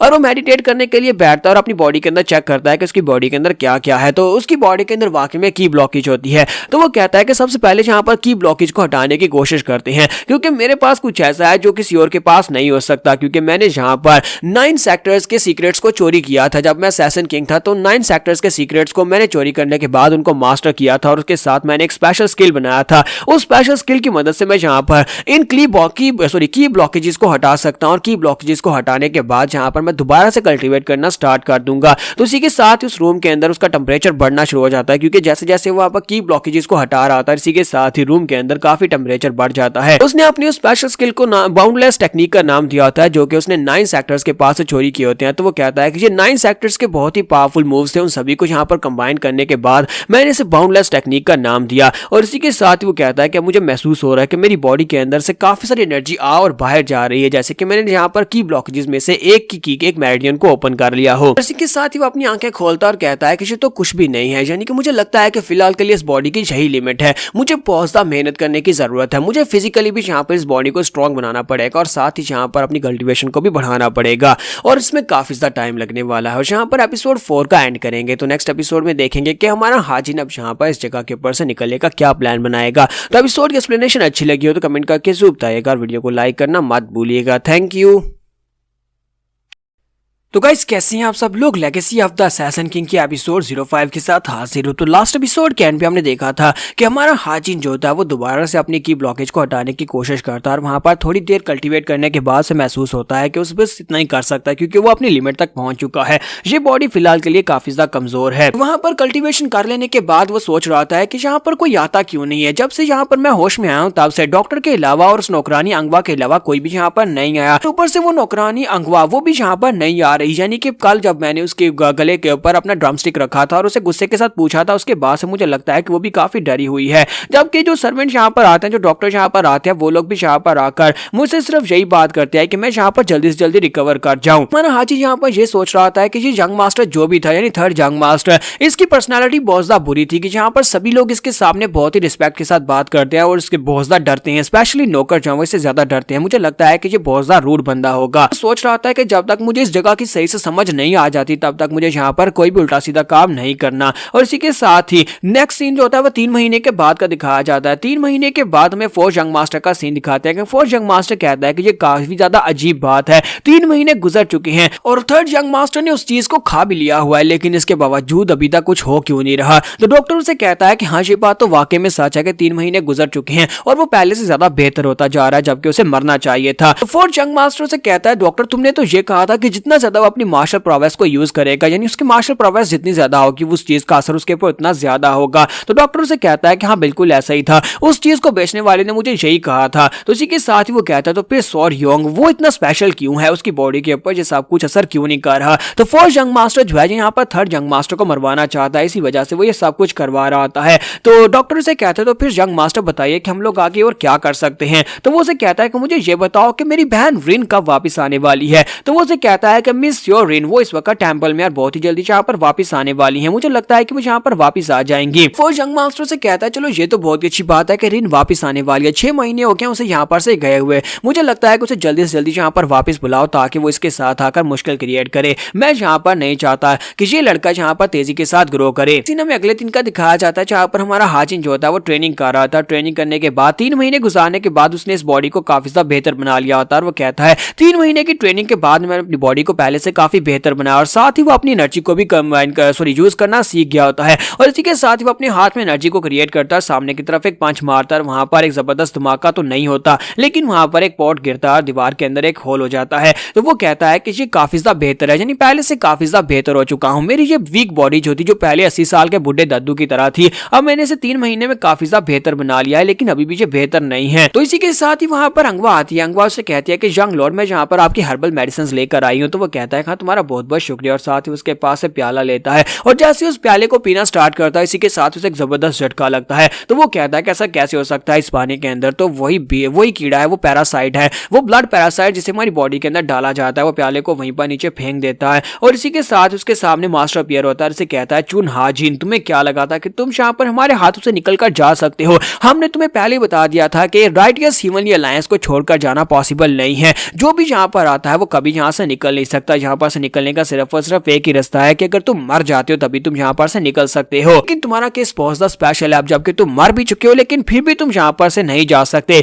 आईटीएस हीवन अलायंस को मरने के बाद अगर तुम रीबॉर्न होते हो तब भी तुम छोड़कर नहीं जा सकते, ये कीड़ा तुम्हें नहीं छोड़ने देगा। तो वो अपनी बॉडी की तरफ देखता है और कहता है कि नहीं ऐसा नहीं हो सकता, मेरी बॉडी के अंदर ब्लड पैरासाइट नहीं हो सकता। जब वो वहां पर चिल्ला रहा होता है तो साइड के ऊपर से उसे हल्की हल्की आवाज आ रही होती है। अंगवा उसे कह रही होती है कि यंग लॉर्ड आपको क्या हो गया। तो उसी के साथ वो होश में आता है और कहता है कि ये मैं क्या कर रहा था। वो पानी की तरफ देखता है तो वो बिल्कुल साफ पानी होता है। अंगवा से कहता है कि यंग मास्टर क्या कुछ बुरा हुआ है। तो वो कहता है नहीं कुछ भी नहीं। और साथ ही वो सोच रहा था कि मुझे यहाँ पर पुराने सपने बैड सपने जो है वो दोबारा से तंग कर रहे हैं। अंगवा से कहते तो फिर ठीक है सर मैं जा रही हूँ, और इसी के साथ अंगवा चली जाती है। कि माना हाजिन सोच रहा होता है कि मैंने यहाँ पर एक नई जिंदगी की शुरुआत की, मरने के बाद अब यहाँ पर रीबॉर्न हुआ हूँ, लेकिन मुझे लगता है कि ये मेरा पीछा नहीं छोड़ेंगे। मैं अभी भी यहाँ पर आजाद नहीं हो सकता। क्या मैं अभी भी यहाँ पर उस तरह आजाद नहीं हूँ जैसा मैंने सपना देखा था अपने दोस्त के साथ। और इसी के साथ ही वो अपने कपड़े पहनता है ट्रेनिंग करने के बाद। जब वहां पर अपने कपड़े पहन रहा होता है इसी के साथ ही बाहर से आवाज आती है और दरवाजे के बाहर होती है। तो वहां पर एक और लड़की आती है और कहती है क्या वो अंदर है। तो अंगवा कहती है जी मिस वो अंदर है। तो वो कहता है कि अब ये अचानक से कौन यहाँ पर आ रहा है। इसी के साथ ही वो लड़की जो होती है यानी वो रिन होती है, तो रिन उस लड़की से अंगवा से कहती है कि साइड के ऊपर हटो, जबकि अंगवा से कहती है कि मैं यंग मास्टर को बताकर आती हूँ उसके बाद आप अंदर चली जाना। लेकिन इसी के साथ ही वो अंगवा के मुंह पर एक जबरदस्त थप्पड़ दे मारती है और उसको थप्पड़ मारने के बाद वो अंदर आ जाती है। जैसे वहां पर अंदर आती है तो हमारा जो हीरो हाजिन होता है वो अंगवा के चेहरे की तरफ देखता है कि उसकी गाल जो होती है वो सूज चुकी होती है, वहां पर काफी बड़ा रट निशान पड़ा होता है। तो इसी के साथ ही हमारा हाजिन जो होता है उस लड़की की तरफ देखता है जो अंदर आई होती है। तो वो सोच रहा होता है कि अब ये लड़की कौन है जहां पर अंदर आ गई और इतनी बदतमीज भी है। तो सियोरिन अंदर आने के बाद उसे कहती है कि तुम तो पहले से काफी ज्यादा बेहतर लग रही हो, जितना मैंने सोचा था उससे ज्यादा बेहतर हो। जबकि हमारा हाजिन सोच रहा होता है कि अब ये अचानक से कहां से अंदर आ गई, मुझे नहीं लगता कि यहाँ पर इसका इस लड़के के साथ यानी इस बॉडी के साथ कोई ताल्लुक हो सकता है। तो वो उसे कहती है क्या तुम यहाँ पर मुझे भूल तो नहीं गए, क्या तुम यहाँ पर मुझे खड़ा ही रखोगे, क्या मुझे बैठने के लिए नहीं कहोगे, क्या मुझे चाय नहीं पिलाओगे। और इसी के साथ ही वो कहता है कि सबसे पहले तो मुझे यहाँ पर से भाग कर जाना होगा क्योंकि मैं यहाँ पर सोच नहीं पा रहा क्या सिचुएशन है। और वहां से भागना शुरू करता है और कहता है कि मुझे एक बहुत ही जरूरी काम आ गया, मुझे वो करने के लिए जाना है। जबकि सियोरिन उसे कहता है कि तुम यहाँ से जा नहीं सकते और साथ ही वहां पर इशारा करती है। जैसे वो चुटकी बजाती है तो दो गार्ड उसके सामने आकर खड़े हो जाते हैं और कहते हैं कि यंग मास्टर आप यहाँ से जा नहीं सकते। और इसी के साथ ही वो उसे कहता है कि इस बात का क्या मतलब है। सियोरिन उसे कहती है कि जब तक तुम यहाँ पर मेरे साथ बात को कंप्लीट नहीं करते तब तक तुम जा नहीं पाओगे, और तुम चाहो भी तो तब भी तुम इनसे फाइट करके बाहर नहीं जा सकते, ये दोनों ही मार्शल मास्टर्स हैं। तो वो कहता है अच्छा ठीक है मैं तुम्हारे साथ बात करूंगा। और इसी के साथ ही वो दोनों से कहते हैं किसी को अंदर मत आना। वो दरवाजा बंद करके बाहर ही खड़े हो जाते हैं। जबकि सियोरिन वहीं पर बैठ जाती है और कहती है तो मैं यहाँ पर तुम्हारे साथ, तुम्हें पता है ना किस बारे में बात करने के लिए आई हूँ। कि हमारे हाजिन को कुछ भी आइडिया नहीं होता कि यहाँ पर किस बारे में बात करने के लिए आई है। तो वो उसे कहता है कि मेरी बॉडी के ऊपर काफी सारा पसीना है वर्कआउट की वजह से, मैं इसको साफ करके नए कपड़े पहन कर आता हूँ, क्या तुम थोड़ी देर वेट कर सकती हो। तो वो कहती है हाँ क्यों नहीं, वैसे यहाँ पर मेरे पास तो कुछ करने को नहीं है तो फिर मैं तुम्हारा इंतजार कर सकती हूँ। इसी के साथ ही हमारा हाजिन वहां पर से साइड रूम की तरफ चल पड़ता है और साथ ही सोच रहा होता है ये लड़की मुझे लगता है कि ये कोई स्पेशल है, यानी कि ये भी एक मार्शल मास्टर है। यहाँ पर सबसे पहले ये जानना होगा कि इसका और हाजिन का रिलेशनशिप क्या है। तो वो अंगवा से कहता है कि अंगवा मेरे साथ आओ। तो वो दोनों जब अंदर चले जाते हैं तो अंदर जाने के बाद हमारा हाजिन उससे तो वो अंगवा से पूछता है कि मुझे बताओ कि ये लड़की कौन है। तो अंगवा कहती है सर क्या आप यहाँ पर ये पूछ रहे हैं कि ये लड़की कौन है। तो वो कहता है हाँ मैं तुमसे यही पूछ रहा हूँ क्योंकि तुम्हें पता है ना कि 6 महीने तक बीमार रहने की वजह से मेरी मेमोरीज काफी ज्यादा वीक हो गई और मैं इस लड़की के बारे में भूल गया हूँ, क्या तुम मुझे बताओगी। तो वो कहती है हाँ क्यों नहीं मैं आपको बताती हूँ। यंग लॉर्ड मुझे लगता है कि आप यहाँ पर मरने वाले हैं। तो वो कहता है नहीं मैं यहाँ पर मरने वाला नहीं हूँ, बस जो पूछा है उसका सवाल का जवाब दो। तो अंगवा से कहती है कि हाँ इस लड़की का नाम होंग जियोरिन है, डीमन एम्परर के एक डिसाइपल जो कि फोर्थ यंग मास्टर है, फोर्थ यंग मास्टर की छोटी बहन है, लेकिन इसका ज्यादातर ताल्लुक जो है वो रिलीजन के साथ है और जो टेंपल में ही रहती है। और 6 महीने पहले जो यहाँ पर आपके पास आया करती थी, उसके बाद अब 6 महीने के बाद जो आपसे मिलने के लिए आई है। और इनकी फैमिली बैकग्राउंड जो है काफी ज्यादा अच्छी है, लेकिन इतनी भी अच्छी नहीं है कि वो डिमोनिक कल्ट से ज्यादा बेहतर हो। इसके साथ हमारा हाजिन उससे कहता है कि मुझे ये बताओ कि हम दोनों के दरमियान में क्या रिलेशनशिप है, कहीं हम दोनों एक दूसरे के लवर तो नहीं है। तो वो कहती है नहीं ऐसा कुछ भी नहीं है, मुझे तो नहीं लगता कि वो लड़की आपके टाइप की है, मुझे लगता है कि वो आपके साथ कोई बिजनेस करने के लिए यहाँ पर आई थी। 6 महीने पहले जब आप ठीक थे उस वक्त वो 1 महीने में कई बार आपसे मिलने के लिए आ चुकी है और आप भी उससे कई बार मिले थे। मुझे लगता है कि आप दोनों में किसी कॉन्ट्रैक्ट की बात हो रही थी, मैंने ज्यादा कुछ बातों के ऊपर ध्यान तो नहीं दिया। तो हाजिन उसकी बातें सुनने के बाद कहता है अच्छा ठीक है। फिर साथ ही उसे कहता है तुम्हारा बहुत बहुत शुक्रिया, तुमने यहाँ पर मुझे इतनी इन्फॉर्मेशन दी। फिर साथ ही उसे पूछता है तुम्हारा फेस ठीक है। तो वो कहती है हाँ सर क्या पूछ रहे हैं मेरा फेस। तो वो कहता है हाँ मैं तुम्हारे फेस के बारे में पूछ रहा हूँ, उसने तुम्हें थप्पड़ मारा था, क्या तुम्हारा फेस ठीक है। तो अंगवा कहती है हाँ सर मेरा फेस ठीक है। फिर साथ ही वो सोच रही होती है लगता है कि 6 महीने बीमार रहने के बाद यंग मास्टर उठने के बाद पहले से काफी ज्यादा बेहतर हो गए हैं। पहले तो ये हमेशा चिल्ला कर मुझे कहते थे कि यहाँ से दफा हो जाओ, या फिर तुम्हारे साथ ऐसा ही होना चाहिए, या फिर मुझे कहते थे कि तुम मर जाओ, और आज देखो यहाँ पर मेरे चेहरे के बारे में पूछ रहे हैं क्या मैं ठीक हूँ। तो हमारा हाजिन वहां पर उससे बात करने के बाद रूम से बाहर आ जाता है सियो रेन के पास और आकर उससे बात करने वाला है। तो जहाँ पर हम लोग अपनी एपिसोड 05 का एंड करेंगे, नेक्स्ट एपिसोड में देखेंगे गाइस सियो रेन यहाँ पर क्या करने के लिए आई और किस चक्कर में है। तो एपिसोड की एक्सप्लेनेशन अच्छी लगी हो तो कमेंट करके जरूर बताइएगा और वीडियो को लाइक करना मत भूलिएगा। Thank you. तो इस एपिसोड की शुरुआत में दिखाते हैं कि हमारा हाजिन जो होता है वो रूम के अंदर से बाहर आता है और उस लड़की रेन के पास आकर खड़ा हो जाता है। तो वो उसे कहती है क्या सब कुछ ठीक है? तो वो कहता है हाँ सब कुछ ठीक है, तुम बताओ कि तुम यहाँ पर क्या करने के लिए आई हो। तो वो इस बात से काफी हैरान होती है। फिर साथ ही वो सोच रही होती है कि ये यहाँ पर मुझसे किस तरह से बात कर रहा है। पहले जब ये कभी मुझसे बात किया करता था, ये चिल्ला चिल्ला कर बात करता था और हमेशा गुस्से में रहता था, लेकिन आज यहाँ पर बड़े जेंटल एटीट्यूड के साथ बात कर रहा है। कहीं ऐसा तो नहीं है कि बीमारी की वजह से इसका दिमाग खराब हो गया है। अगर ये बात वाकई में सच है कि ब्लॉकेज की वजह से इसकी मेमोरीज को भी ठेस पहुंची है, मुझे लगता है कि यहाँ पर मेरे पास सबसे बेस्ट मौका यही है, मुझे इसके पास से बहुत सारे पैसे ऐंठ लेने चाहिए। और जिस तरह मेरे भाई ने मुझसे कहा कि यहाँ पर इस मौके का फायदा उठाया जाए, तो इसलिए तो मैं यहाँ पर आई हूँ। और इसी के साथ उसे कहती है कि मैं यहाँ पर तुमसे ये बात नहीं छुपाऊंगी कि मैं यहाँ पर क्या करने के लिए आई हूँ, मैं सीधा पॉइंट के ऊपर आती हूँ। तो वो अपने पास से कॉन्ट्रैक्ट निकालती है और कहती है कि तुम्हें ये तो याद ही होगा, ये कॉन्ट्रैक्ट पेपर है जिसके ऊपर मैंने और तुमने हम दोनों ने साइन किए थे। तो वो कहता है कि ये किस किस्म का कॉन्ट्रैक्ट है, क्या तुम मुझे यहाँ पर इसके बारे में और ज्यादा बताओगे। और इसी के साथ ही वो सोच रहा होता है कि मैं यहाँ पर किस कॉन्ट्रैक्ट की बात हो रही है, मैं यहाँ पर क्या कहूँ, क्योंकि ये कॉन्ट्रैक्ट तो इस लड़के सियो योंग ने यहाँ पर साइन किया होगा। और इसी के साथ ही उसे कहती है कि अब जबकि तुमने कॉन्ट्रैक्ट को पूरा नहीं किया तो तुम्हें यहाँ पर इसकी ट्रिपल अमाउंट देनी होगी। तो असल में इन दोनों ने यहाँ पर एक इन्वेस्टमेंट की थी, जहाँ पर सियो रेन ने इसके साथ मिलकर एक कॉन्ट्रैक्ट के ऊपर साइन किए थे और साथ एक वंडर ड्रग के लिए, यानी कि एक बहुत ही कीमती पिल बनाने के लिए इसको बहुत सारे पैसे उधार दिए थे। और उन पैसों को अगर कॉन्ट्रैक्ट के मुताबिक 6 महीने में नहीं वापस दिया गया तो हमारे हाजिन को उसे 3 गुना वापस करने होंगे। तो वो इसी वजह से यहाँ पर आई होती है ताकि उसके पास 3 गुना वापस ले सके। तो हमारा हाजिन आगे बढ़ता है, जाकर उस कॉन्ट्रैक्ट को उठाता है और उसको उठाकर पढ़ता है और कहता है कि यहाँ पर इस कमीने ने वाकई में इसके साथ यहाँ पर एक सौदा किया था, दोनों के यहाँ पर साइन मौजूद है। इसका मतलब यह है कि इसे यहाँ पर इसको ट्रिपल देनी पड़ेगा, यानी 3 गुना देने पड़ेंगे। तो रिन उसे कहती है कि अब जबकि तुमने यहाँ पर मुझसे पैसे उधार लिए थे इन्वेस्टमेंट के तौर पर, तो अब तुम्हें यहाँ पर उसका 3 गुना वापस करना होगा, क्योंकि तुम 6 महीने तक बिस्तर के ऊपर पड़े रहे और 6 महीने बाद तुम यहाँ पर मुझे पैसे नहीं दे पाए। तो वो सोच रहा होता है कि ये कमीनी यहाँ पर आकर मेरा मजाक उड़ा रही है या फिर मेरा फायदा उठाने की कोशिश कर रही है, क्योंकि 6 महीने तक ये बंदा जिसकी बॉडी के साथ इसने यहाँ पर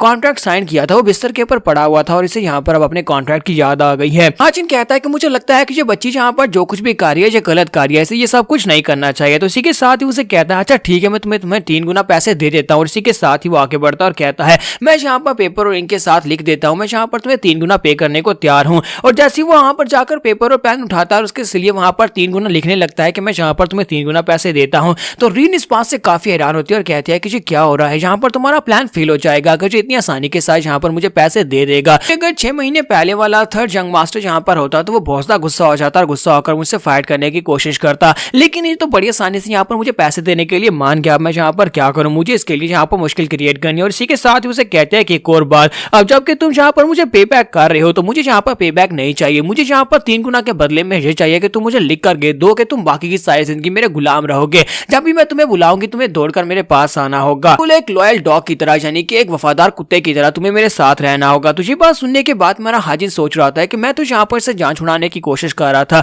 कि इसे यहाँ पर पेपर के ऊपर साइन कर देता हूँ और इसे 3 गुना पैसे देकर जान छुड़वा लेता हूँ, लेकिन ये कमीनी लड़की तो यहाँ पर मुझे एक पालतू कुत्ता बनाना चाहती है, जबकि ह्यूमन राइट्स सेक्टर के लोग भी यहाँ पर मुझे पालतू कुत्ता नहीं बना पाए, उनसे मैं बचने की कोशिश कर रहा था और फिर से यहाँ पर कोई आ गया जो मुझे अपना पालतू कुत्ता बनाना चाहता है। और इसी के साथ ही उसे कहता है कि बस तुम्हें इतना ही चाहिए, तो वो कहती है हाँ मुझे बस इतना ही चाहिए। और इसी के साथ ही हमारा हाजिन जो होता है उसे कहता है कि मुझे लगता है कि यहाँ पर हमारे इस 2 कॉन्ट्रैक्ट के अंदर कुछ भी रिस्पेक्टफुल नहीं रहा, क्योंकि तुमने यहाँ पर कॉन्ट्रैक्ट की रिस्पेक्ट नहीं की, हम दोनों के दरमियान में पैसों का लेन देन हुआ था, यहाँ पर ये लेन देन नहीं हुआ था कि हम लोग गाहिर के ऊपर एक दूसरे को अपना पालतू कुत्ता बना लेंगे। सियो योंग उसे कहती है कि तुम यहाँ पर क्या करने की कोशिश कर रहे हो, तो वो कहता है कि मैं तुम्हें बताता हूँ कि मैं क्या कर रहा हूँ। वो अंगवा से कहता है कि अंगवा जाओ जाकर मास्टर मूडैम को बुला कर लाओ। तो वो कहती है ठीक है सर। मास्टर मूडैम को वहां पर बुलाया जाता है तो वो कहते हैं कि सर बताएं कि आपको मुझसे अचानक से क्या काम पड़ गया। तो हमारा हाजिन उसे कहता है कि मैं चाहता हूं कि मेरे लिए एक कैरेज का बंदोबस्त करो, मैं जाकर डीमन एम्परर से मिलना चाहता हूं, मुझे उनसे बात करनी है। और ये बात सुनने के बाद मास्टर मूडैम उसे कहते हैं थर्ड यंग मास्टर मैं जाकर उनसे बात करता हूं, मैं जाकर एम्परर पैलेस में उनको बता देता हूं, जब वो कहेंगे कि आपको मिलने के लिए बुलाया जाए तो मैं आपके लिए कैरेज भेज दूंगा। तो वो कहता है हाँ ठीक है मैं यहाँ पर इंतजार करूंगा। ये बात सुनने के बाद रीन भी काफी ज्यादा हैरान हो जाती है। सियोरिन कहती है कि यहाँ पर हो क्या रहा है, तुम यहाँ पर डीमन एम्परर से क्यों मिलना चाहते हो। और इस बात से वो काफी ज्यादा हैरान भी होती है और साथ ही वो शर्मिंदा भी हो रही होती है और उसे कहती है कि बताओ तो सही थर्ड यंग मास्टर, तुम क्या करने की कोशिश कर रहे हो। तो वो कहता है कि तुम्हें क्या लगता है कि मैं यहाँ पर क्या करने की कोशिश कर रहा हूँ, मैं यहाँ पर फाइट बैक करूंगा, मैं यहाँ पर तुम्हें पैसे दे रहा था ताकि तुम्हारा कॉन्ट्रैक्ट पूरा हो जाए, लेकिन अफसोस कि तुम यहाँ पर किसी और मकसद से आई हो, मुझे अपना गुलाम बनाना चाहती हो, ऐसा तो बिल्कुल भी नहीं होगा। सियोरिन उसे कहती है लेकिन अगर डीमन एम्परर को इस बारे में पता चला कि उनकी पीठ के पीछे जहाँ पर तुम किसी के साथ कॉन्ट्रैक्ट्स बना रहे थे और उनके साथ यहाँ पर इन्वेस्टमेंट्स कर रहे थे, तो फिर तो हम दोनों यहाँ पर मारे जाएंगे। हमारा हाजिन उसे कहता है तो डीमन एम्परर जब इस बारे में सुनेंगे उसके बाद ही वो फैसला करेंगे ना किसको मारना और किसको जिंदा रखना है, क्योंकि मैं तो यहाँ पर उनका पर्सनल डिसाइपल हूँ, यानी कि उनके पर्सनल डिसाइपल्स में थर्ड नंबर पर हूँ। क्या तुम्हें लगता है कि उनके डिसाइपल्स को मारना उनके लिए इतना आसान होगा? वो मुझे कुछ सजा देंगे लेकिन जान से नहीं मारेंगे। लेकिन तुम्हारी फैमिली बैकग्राउंड काफी अच्छी है, लेकिन इतनी भी अच्छी नहीं है, तुम उनकी डिसाइपल तो नहीं होना। इसका मतलब यह है कि वो जब चाहे तुम्हारी पूरी की पूरी फैमिली बल्कि तुम्हारे पूरे के पूरे टेंपल को जलाकर राख कर देंगे। अब जरा खुद सोचकर देखो, डीमन एम्परर जब गुस्सा होंगे तो वो तुम्हारे साथ क्या करेंगे। और सियोरिन इसी के साथ ही वहीं पर शांत हो जाती है और घबरा जाती है और कहती है प्लीज ऐसा मत करो, प्लीज ऐसा मत करो। हाजिन यहाँ पर अपने प्लान में कामयाब होता है, वो उसे कहता है कि ठीक है मैं जाकर डीमन एम्परर से मिलकर आता हूँ, वापस आकर तुमसे बात करूंगा। तो वो कहती है रुको रुको प्लीज उसके पास मत जाओ, सुप्रीम लीडर के पास मत जाओ, इतनी सी बात के लिए उसके पास मत जाओ। और हाजिन जो होता है फिर से उसे वहां पर डराता है और कहता है कि हम लोग जाकर एम्परर के पैलेस में मिलेंगे, वहीं पर फैसला होगा। जबकि उसे कहती है अच्छा ठीक है रुको, मुझे बताओ कि तुम्हें मुझसे क्या चाहिए। तो वो कहता है क्या तुम यहाँ पर सीरियसली बात कर रही हो? तो वो कहती है हाँ मैं सीरियसली बात कर रही हूँ, बताओ कि तुम्हें मुझसे क्या चाहिए। तो हमारे हाजिन उसके पास आता है और उसके सामने कॉन्ट्रैक्ट करता है और कहता है कि ये कॉन्ट्रैक्ट ये जो मैंने साइन किया था इसे अपने हाथों से फाड़ दो, मैं यहाँ पर तुम्हें 1 रुपया भी वापस नहीं करने वाला, तुम्हारा सारे का सारा पैसा खत्म हो गया और ये कॉन्ट्रैक्ट भी यहीं पर खत्म हो गया। तुम ऐसा करती हो तभी तुम यहाँ पर बच पाओगी। तो यहाँ पर वो कॉन्ट्रैक्ट उसके हाथों से फड़वा देता है और उसके बाद नेक्स्ट सीन में फिर से वहां पर वही सपना देख रहा होता है। सपना नहीं होता क्योंकि ये हकीकत होती है और उसकी पास्ट लाइफ के सारे इवेंट्स होते हैं, जहाँ पर उसका दोस्त उसे कह रहा होता है कि मैं यहाँ पर इस कत्लेआम की जिंदगी से उगता चुका हूँ, मुझे ऐसे नहीं बनना बल्कि मैं एक दूसरी जिंदगी जीना चाहता हूँ जहाँ पर मैं एक आजाद पंछी की तरह हूँ, जाकर हर एक लहलहाते हुए खेतों को देख सकूं, खिलते हुए फूलों को देख सकूं, पंछियों को चहचहाते हुए देख सकूं। और यहीं पर हाजिन को दिखाता है कि वो अपनी टीम के साथ वहां पर कुछ लोगों को मार रहे होते हैं। वहां पर एक छोटा बच्चा भी होता है, उसको भी उन लोगों ने मार दिया होता है।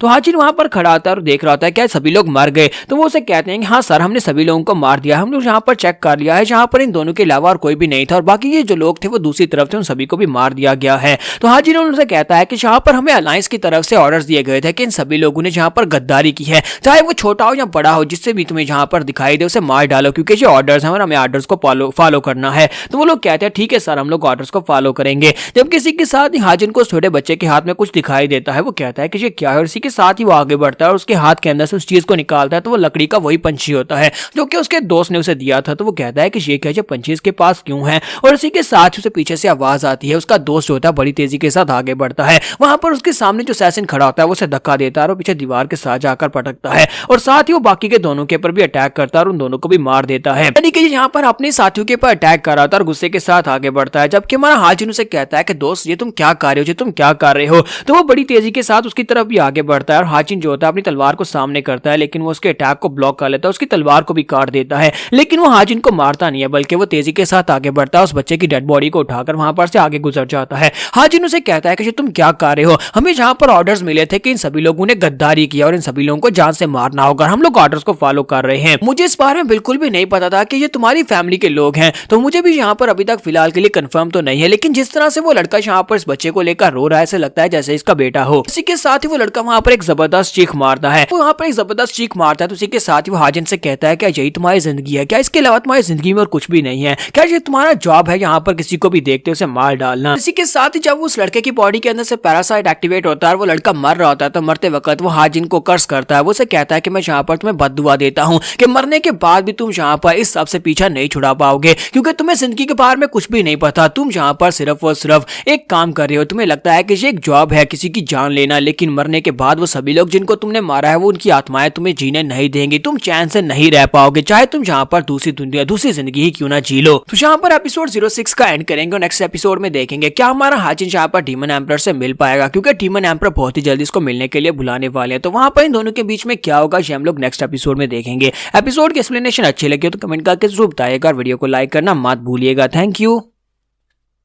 तो गाइस कैसे हैं आप सब लोग। लेगेसी ऑफ असैसिन किंग की एपिसोड 07 के साथ हाजिर हूं। तो इस एपिसोड की शुरुआत में डीमन एम्परर को दिखाता है कि डीमन एम्परर जो होता है वो 3 महीने अपनी कल्टीवेशन कंप्लीट करने के बाद बाहर निकलता है ब्रेक थ्रू करने के बाद, और साथ ही वो अपनी दाढ़ी वाड़ी कटवा रहा था, अपने बालों को सेट करवा रहा था। वहां पर नौकरों से कपड़े पहनवाते हैं और कपड़े पहनने के बाद इसी के साथ ही मास्टर मूडा वहां पर पहले से मौजूद होते हैं। उसे कहते हैं कि सर आपको यहाँ पर बहुत ज्यादा कंग्रेचुलेट, क्योंकि आपने यहाँ पर दोबारा से बहुत सारी अचीवमेंट्स को हासिल कर लिया है। इसी के साथ ही डीमन एम्परर वहां पर से अपनी वाइन की बॉटल उठाता है, वाइन की बॉटल उठाता है, साथ ही अपने कप में डालता है और कहता है कि तुमने यहाँ पर कहा कि थर्ड यंग मास्टर मुझसे मिलना चाहता है, उसने मिलने की रिक्वेस्ट की है। तो मास्टर मूडाम उसे कहता है कि हाँ सर ये बात वाकई में सच है, उसने खुद ही यहाँ पर कहा कि वो आपसे मिलना चाहता है, साथ ही उसने यहाँ पर कैरेज का बंदोबस्त करने का भी कहा है, लेकिन मैंने उसे कहा कि मैं पहले आपसे बात करूंगा उसके बाद कैरेज भेजूंगा। तो उसी के साथ ही डीमन एम्परर जो होते हैं वहां पर अपनी वाइन पीते हैं और साथ ही उसे कहते हैं फर्स्ट रॉयल गार्ड तुम्हें अच्छी तरह से पता है ना कि मैं यहाँ पर क्या चाहता हूँ। और इसी के साथ वो फिर से वहां पर वाइन डालते हैं, फिर से अपना ग्लास पीते हैं, जबकि मास्टर मूडाम अभी अपना सर झुकाकर वहां पर बैठे होते हैं और सोच रहे होते हैं कि यहाँ पर आगे से क्या कहने वाले हैं।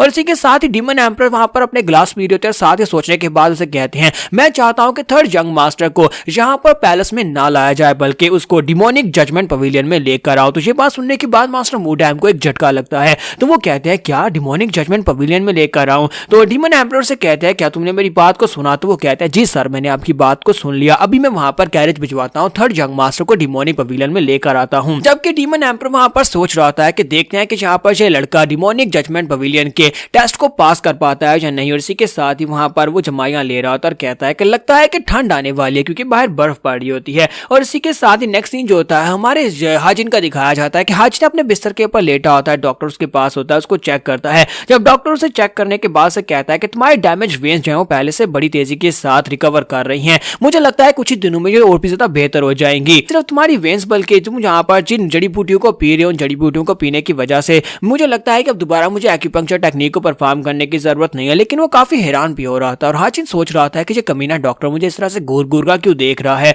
तो डॉक्टर से कहता है प्लीज मुझे माफ करना, मैं बस ये देख रहा था कि तुम्हारी बॉडी जो है बहुत ही तेजी के साथ रीजनरेट कर रही है, इतनी तेजी के साथ किसी की बॉडी रीजनरेट करते हुए नहीं देखी। तो हाजिन उठकर खड़ा हो जाता है और डॉक्टर से कहता है कि आज के बाद से मैं तुम्हारे ऊपर की ब्लॉकिंग टेक्निक यानी कि जो एक्यूपंक्चर टेक्निक्स है उनको यूज नहीं करूंगा, और मुझे लगता है कि तुम यहाँ पर अपनी स्ट्रेंथ के साथ और जो न्यूट्रिएंट्स तुम्हें दिए जाएंगे उन्हीं के साथ रिकवर कर जाओगे। और इसी के साथ ही हमारा हाजिन उससे पूछता है मैं यहाँ पर एक बारे में जो तुमसे जानना चाहता हूँ। डॉक्टर कहता है कि बताएं ना यंग लॉर्ड आप यहाँ पर किस बारे में जानना चाहते हैं। तो हमारा हाजिन उसे कहता है कि मैंने यहाँ पर किसी सुप्रीम हीलिंग पोशन के बारे में सुना था, मैंने इसके बारे में पहले क्यों नहीं सुना, ये किस किस्म का सुप्रीम हीलिंग पोशन है। तो डॉक्टर उसे कहता है कि सर ये एक बहुत ही पावरफुल पोशन है जिसे बहुत सारी जड़ी बूटियों के साथ कॉन्कैट किया जाता है यानी बनाया जाता है, और इसके हीलिंग इफेक्ट जो होते हैं बहुत ज्यादा जबरदस्त होते हैं। ये वाला जो सुप्रीम हीलिंग पोशन होता है सिर्फ और सिर्फ यहाँ पर हायर रैंक के लोगों को ही दिया जाता है, जैसे कि आप सभी डिसाइपल्स को या फिर डीमन एम्परर को दिया जाता है ताकि आप सभी लोग जल्दी से जल्दी रिकवर कर सकें। तो उसकी बात सुनने के बाद हमारा हीरो सोच रहा था कि मुझे लगता है कि यहाँ पर मुझे बेवकूफ बनाया जा रहा है, ये डॉक्टर या तो मेरी मेडिसिन के साथ कुछ गड़बड़ कर रहा है या फिर यहाँ पर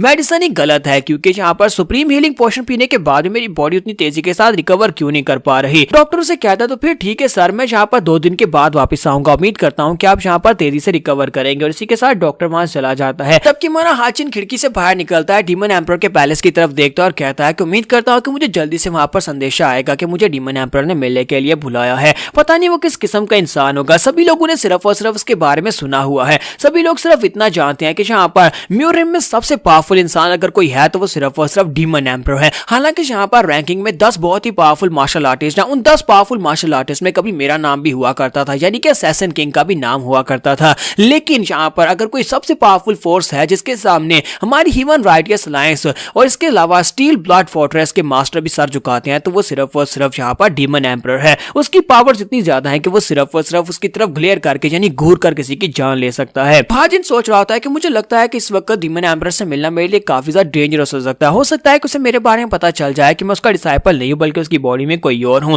लेकिन उससे मिले बिना मैं यहाँ पर कैसे कह सकता हूँ, मुझे पहले उससे जाकर मिलना होगा, लेकिन मुझे बहुत ज्यादा कॉशियस रहने की जरूरत है। और मुझे नहीं लगता कि मुझे यहाँ पर उस लड़की रिन के बारे में उसको कुछ बताना चाहिए, क्योंकि अगर मैंने उसके बारे में बताया तो वाकई में उसके पूरे टेंपल को और साथ उसकी फैमिली को भी मार डालेगा। लेकिन मैं यहाँ पर किसी का गुलाम तो बिल्कुल भी नहीं बनना चाहता। मुझे यहाँ पर एक नई जिंदगी मिली थी आजाद रहने के लिए, ना कि मैं यहाँ पर किसी उस कुतिया के यहाँ पर गुलामी करना शुरू कर दूं या फिर फोर्स यंग मास्टर के हाथों उसकी कठपुतली बन जाऊं। और इसी के साथ वो काफी ज्यादा गुस्सा हो जाता है और कहता है कि मुझे गुस्सा आ रहा है कि इस कमीने लड़के ने उस लड़की के साथ कॉन्ट्रैक्ट किया है क्यों, जबकि उसकी शक्ल पर लिखा हुआ है कि वो कमीनी है। तो इसी के साथ ही बाहर से उसे आवाज आती है कि यंग लॉर्ड आपको डीमन डीमन एम्परर ने मिलने के लिए बुलाया, प्लीज जल्दी से बाहर आ जाए, आपकी कैरेज रेडी है। तो अंगवा उसे कहते हैं कि मैं आपके कपड़े तैयार कर देती हूँ ताकि आप तैयार होकर वहां पर जाएं, और इसी के साथ उसको तैयार कर दिया जाता है। वो दरवाजा खोलता है, बाहर निकलता है तो वहां पर सामने उसकी कैरेज खड़ी होती है और वो अपनी कैरेज में बैठता है और उसमें बैठकर वहां पर पहुंच जाता है जहां पर मास्टर मूडैम पहले से वहां पर खड़े होते हैं और उसे गाइड करते हैं। और साथ ही वहां पर एक और बंदा होता है, कहता है कि सर अब आगे मैं आपको लेकर जाऊंगा,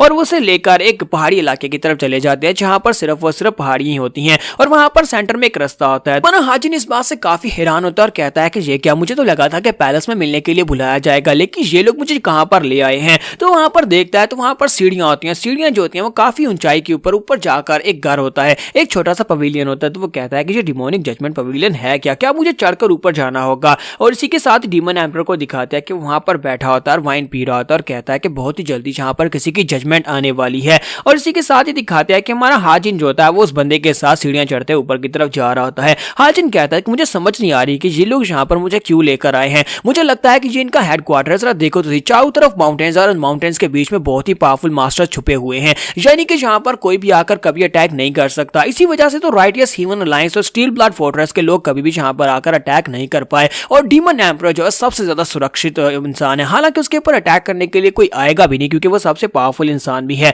लेकिन यहाँ पर काफी सारे हाई लेवल के मास्टर है जो आसपास छुपकर यहाँ पर नजर रखे हुए हैं। हाजिन सोच रहा था अगर मैं यहाँ पर सिर्फ और सिर्फ एक भी गलती करता हूँ तो मुझे लगता है कि मेरी तो हड्डियां भी नहीं बचेंगी, ये सभी मास्टर्स एक एक भी अटैक करे तो मैं नहीं बच पाऊंगा। और इसी के साथ ही वो लोग एक माउंटेन के साथ जहाँ पर सीढ़ियां खत्म होती है वहां पर एक दरवाजा लगा होता है, और वो जब बंदा जो होता है वहां पर रुकता और कहता है कि सर यहीं पर रुके। हाजिन सोच रहा था कि अब यहाँ पर क्या होने वाला है, ये लोग यहाँ पर इस जगह को डिमोनिक जजमेंट पवेलियन क्यों कहते हैं, क्योंकि यहाँ पर तो पवेलियन है भी नहीं है, ये तो एक पहाड़ी के अंदर एक दरवाजा लगा हुआ है, लगता है कि मैं किसी केव के अंदर एंटर होने वाला हूँ। और इसी के साथ ही वो गार्ड जो होता है वो दोनों हाथों के साथ उस दरवाजे को ओपन करता है, और दरवाजा ओपन करने के बाद हमारा हाजिन सोच रहा होता है कि मुझे यहाँ पर अपनी सर्वाइवल के लिए खुद डिसाइड करना होगा। अंदर जाकर मैं जो भी बात करूंगा डीमन एम्परर के साथ उसी के ऊपर मेरी आगे का फ्यूचर डिपेंड करता है। अगर मैंने गलत बात की तो फिर मैं मरूंगा, लेकिन सही बात की तो फिर हो सकता है कि मुझे वो आजादी की जिंदगी मिल जाए जो मुझे चाहिए थी। और गार्ड उसे कहता है सर आप अंदर जा सकते हैं। तो हमारा हाजिन कहता है कि मुझे फोकस करना होगा, और इसी के साथ ही हमारा हाजिन जो होता है वहां पर उस केव के अंदर चला जाता है।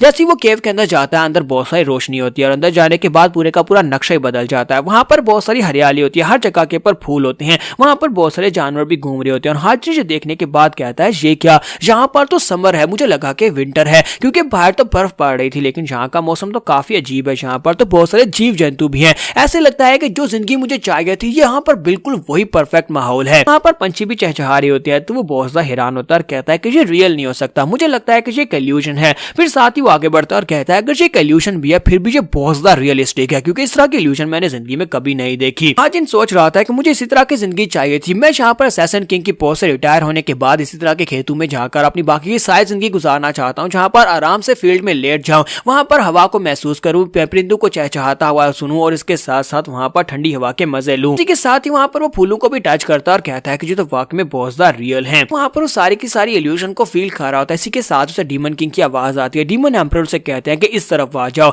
और यहाँ पर हम लोग अपनी एपिसोड 07 का एंड करेंगे और नेक्स्ट एपिसोड में देखेंगे कि यहाँ पर इसकी जजमेंट क्या होने वाली है।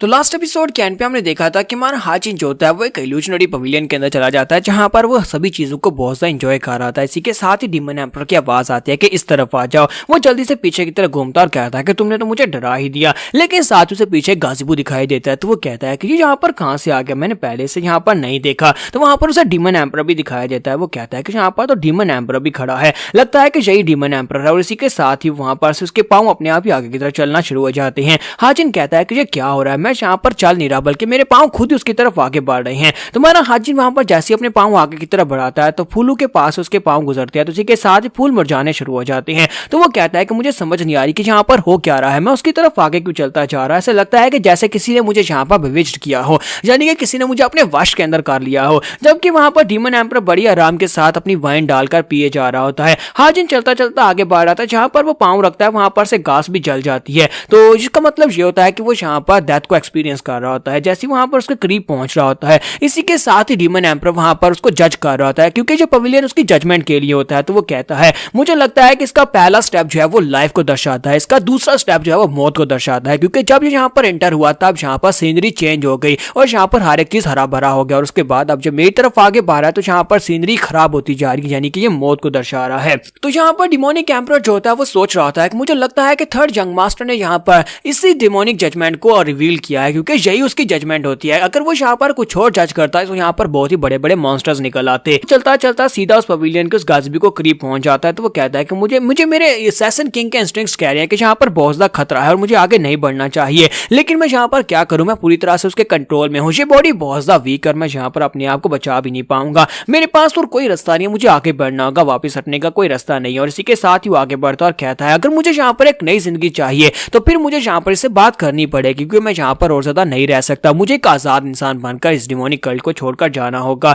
तुम्हारा हाजिन सोच रहा था कि फाइनली मैं यहाँ पर डीमन गार्ड से मिलने वाला हूँ। तो जब वो वहां पर आगे बढ़ता है तो वहां पर उसके सामने डीमन एम्परर बैठा होता है, तो वो उसके सामने आकर खड़ा हो जाता है। डीमन एम्परर जो होता है उसकी तरफ देखता है, जैसे डीमन एम्परर उसकी तरफ देखता है इसी के साथ हमें नेक्स्ट सीन बाहर का दिखाया जाता है, जहां पर मास्टर मूडैम के साथ एक गार्ड खड़ा होता है। वो कहता है मास्टर क्या वाकई में यहाँ पर थर्ड यंग मास्टर अंदर चले गए, लेकिन सर आप यहाँ पर इतने परेशान क्यों लग रहे हैं, यहाँ पर अंदर जाने में इतनी भी क्या बड़ी बात है कि आप यहाँ पर परेशान हो गए हैं, क्या आप मुझे बताएंगे। तो मास्टर मूडैम आगे से बिल्कुल खामोश होते हैं। तो वो गार्ड से कहता है सर प्लीज मुझे माफ करिएगा अगर मैंने यहाँ पर आपसे कोई गलत सवाल कर लिया हो जो कि मेरी प्रोवेस में ना हो। तो मास्टर मूडैम उसे कहते हैं नहीं ऐसी बात नहीं है। और इसी के साथ ही उसे बताते हैं डीमन लॉर्ड की रियन में अभी तक सिर्फ और सिर्फ 3 ही लोग जो हैं वो यहाँ पर अंदर जा चुके हैं। मास्टर मूडैम उसे बताते हैं कि जो पहले 2 लोग अंदर जा चुके हैं वो कौन थे। तो वो कहता है कि सबसे पहले यहाँ पर 25 साल पहले एक लड़का अंदर गया था और वो मास्टर का फर्स्ट डिसाइपल था। ये बात सुनने के बाद वो जो गार्ड होता है वो कहता है कि सर क्या आप यहाँ पर फर्स्ट यंग मास्टर की बात कर रहे हैं, फर्स्ट यंग मास्टर जो उनका पहला डिसाइपल है क्या वो यहाँ पर अंदर गया था।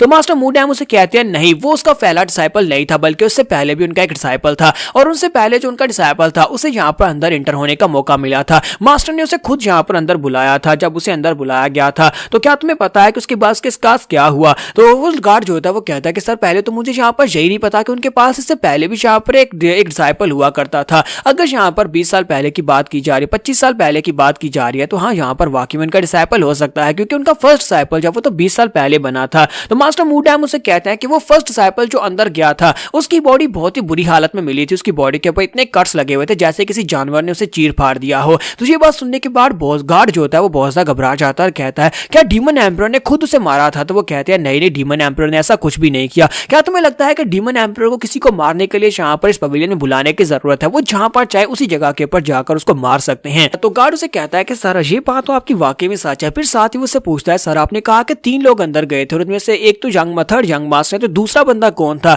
तो वो उसे कहता है कि दूसरे नंबर पर क्या तुम हमारे सेक्टर के मिनिस्टर को जानते हो जो कि हमारी वेल्थ को संभालता है, यानी कि हमारी जो ट्रेजर मिनिस्ट्री का मास्टर है, क्या तुम उसके बारे में जानते हो। तो वो कहता है हाँ सर मैं उसे जानता हूँ, एक बहुत ही समझदार इंसान है। तो मास्टर मूडैम उसे कहता है कि वो दूसरा इंसान था जो इस पवेलियन के अंदर गया था। इस पवेलियन के अंदर जाने के बाद वो बहुत ही ऊंचे फखर के साथ अपना सर उठाकर बाहर निकला था और उसके बाद से उसकी जिंदगी बदल गई। उसकी जिंदगी ऐसी बदली कि वो एक बहुत ही समझदार इंसान बनकर बाहर निकला और उसने आकर हमारी पूरी की पूरी कल्ट की जितनी भी ट्रेजरी है उसको बहुत ही अच्छे से संभाल कर रखा हुआ है, यहाँ तक कि सभी लोग उसको रिस्पेक्ट देते हैं, कोई भी उसके सामने सर उठाकर बात नहीं कर पाता। आज यहाँ पर तीसरी बार इस डिमोनिक जजमेंट पवेलियन ने अपने दरवाजे खोले हैं, वो भी थर्ड यंग मास्टर के लिए। तो अब यहाँ पर मैं ये सोच रहा हूँ कि हमारा थर्ड यंग मास्टर वहां पर से जिंदा बाहर आ पाएगा या नहीं। तो नेक्स्ट सीन अंदर का दिखाया जाता है। तो हमारा जो थर्ड यंग मास्टर यानी कि हाजिन होता है वो वहां पर डीमन एम्परर को ग्रीट करता है उसी तरीके से जैसे बाकी सभी उसे ग्रीट करते हैं। तो डीमन एम्परर जो होता है वो उसकी तरफ देख रहा होता है और उसकी ग्रीटिंग्स को एक्सेप्ट करता है। डीमन एम्परर से कहता है ठीक है अपना सर उठाओ, और इसी के साथ ही डीमन एम्परर जो होता है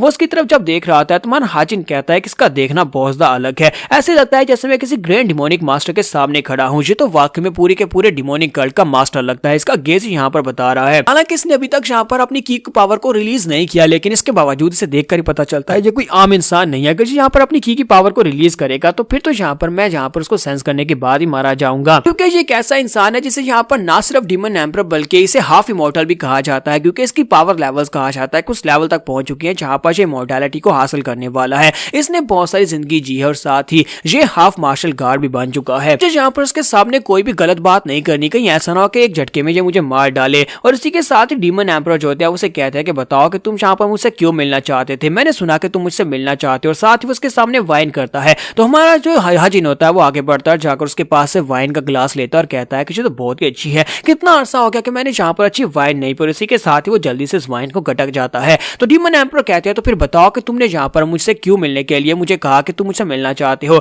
तो हाजिन इसी के साथ ही ग्लास रखता है और साथ ही कहता है कि सर मैं आपको बताता हूँ। साथ ही वो सोच रहा था कि अब मैं यहाँ पर क्या कहूँ, क्या ये वाकई में सभी अपने डिसाइपल्स के साथ इसी तरह से बात करता है। जिन सोच रहा था कि मुझे लगता है कि मुझे इसे डायरेक्टली बात बतानी होगी, क्योंकि इसे देख इसके सीरियस फेस को देखकर तो लगता है कि ये सीधी बात सुनना चाहेगा। और इसी के साथ ही वो कहता है कि मैं यहाँ पर आपसे रिक्वेस्ट करना चाहता हूँ। डीमन लॉर्ड कहता है कि बताओ कि तुम क्या रिक्वेस्ट करना चाहते हो। तुम्हारा हाजिन उसे कहता है कि मैं यहाँ पर आपसे ये रिक्वेस्ट करना चाहता हूँ कि मैं यहाँ पर कल्ट को छोड़कर जाना चाहता हूँ। अगर आपको इस बात से कोई मसला ना हो तो क्या मैं कल्ट को छोड़कर जा सकता हूँ। और इसी के साथ ही वो अंदर से सोच रहा था मुझे लगता है कि मैंने बहुत बड़ी गलती कर दी। अभी यहाँ पर बहुत ज़्यादा गुस्सा हो जाएगा और जब ये गुस्सा हो जाएगा उसके बाद ये यहाँ पर अपनी पावर्स को रिलीज करेगा, जब मुझे मार डालेगा। मैं यहाँ पर फ्रेश एयर को महसूस करना चाहता था, लेकिन लगता है कि अब मैं कब्र में जाने वाला हूँ क्योंकि ये मुझे मार डालेगा। तो डीमन एम्परर जो होता है उसकी बात सुनने के बाद कहता है मुझे ये बताओ कि तुम कल्ट को छोड़कर क्यों जाना चाहते हो। तुम्हारा हाजिन जो होता है उसके पास कोई जवाब नहीं होता, वो यहाँ पर उसे क्या बताए। जिन सोच रहा था कि मुझे बहुत ही सोच कर जवाब देना होगा। और इसी के साथ ही डीमन एम्परर से कहते हैं कि मेरे ग्लास में वाइन डालो। तो वो आगे बढ़ता है, जाकर उसकी वाइन उठाता है, जाकर उसके ग्लास में डालता है। साथ ही सोच रहा था कि मुझे लगता है कि ये बंदा यहाँ पर सोच रहा है, ये सोच रहा है कि मेरा जवाब कैसा होगा। अगर मेरा जवाब गलत हुआ कि मैं कल्ट को छोड़कर क्यों जाना चाहता हूँ तो ये मुझे मार डालेगा। इसी के साथ ही मुझे कहते हैं कि लड़के मुझे लगता है कि तुम यहाँ पर कुछ अर्सा के लिए बाहर जाना चाहते हो, यानी आउटिंग पर जाना चाहते हो। तुम्हारा सवाल गलत है। तुम यहाँ पर ये कह रहे हो कि तुम कल्ट को छोड़कर जाना चाहते हो। मुझे यहाँ पर सही से बताओ, अगर तुमने यहाँ पर सही जवाब दिया तो तुम्हारे लिए अच्छा रहेगा। तुम्हारा हाजिन सोच रहा होता है कि इसने यहाँ पर मुझे पकड़ लिया। अगर मैं यहाँ पर इसे ये कहता कि मैं छुट्टी पर जाना चाहता हूँ तो फिर बात अलग थी, लेकिन मैंने ये कहा कि मैं कल्ट को छोड़कर जाना चाहता हूँ। डीमन एम्परर से कहते हैं क्या तुम्हें यहाँ पर मेरा डिसाइपल बनकर अच्छा नहीं लगा? मैंने यहाँ पर तुम्हें अपना पर्सनल डिसाइपल बनाया है। तो वो कहता है नहीं सर ऐसी बात नहीं है, कौन आपका डिसाइपल नहीं बनना चाहेगा। तो फिर साथ ही उसे कहते हैं तो फिर बताओ क्या तुम यहाँ पर अपनी बॉडी की वजह से परेशान हो, क्योंकि की ब्लॉकेज की वजह से तुम्हारी सारी पावर्स चली गई। क्या तुम उसकी वजह से शर्मिंदा हो और यहाँ पर ये चाहते हो कि तुम मेरे डिसाइपल ना बने रहो? लेकिन अगर तुम ऐसा सोचते हो तो मुझे लगता है कि यहाँ पर तुमने मुझे बहुत ज्यादा डिसअपॉइंट किया, क्योंकि अगर तुम यहाँ पर मेहनत करोगे तो दोबारा से कल्टीवेट कर पाओगे। ये मेरे लिए सबसे बड़ी शर्म की बात है कि मेरा डिसाइपल यहाँ पर हार मान रहा है। तो वो कहता है नहीं सर ऐसी बात नहीं है। और साथ इसी के साथ ही वहां पर डीमन एम्परर अपनी की पावर्स को भी रिलीज कर रहे होते हैं। पर हाजिन कहता है कि अब मैं यहाँ पर क्या करूं, मैं क्या करूं, इसे शांत करने के लिए कौन सी बात करूं। तो यहाँ पर हमारी एपिसोड 08 का एंड करेंगे और नेक्स्ट एपिसोड में देखेंगे कि डीमन एम्परर क्या इसकी बात को एक्सेप्ट करेगा और क्या इसे यहाँ पर से जाने देगा या नहीं। तो एपिसोड की एक्सप्लेनेशन अच्छी लगी तो कमेंट करके जरूर बताइएगा और वीडियो को लाइक करना मत भूलिएगा। Thank you.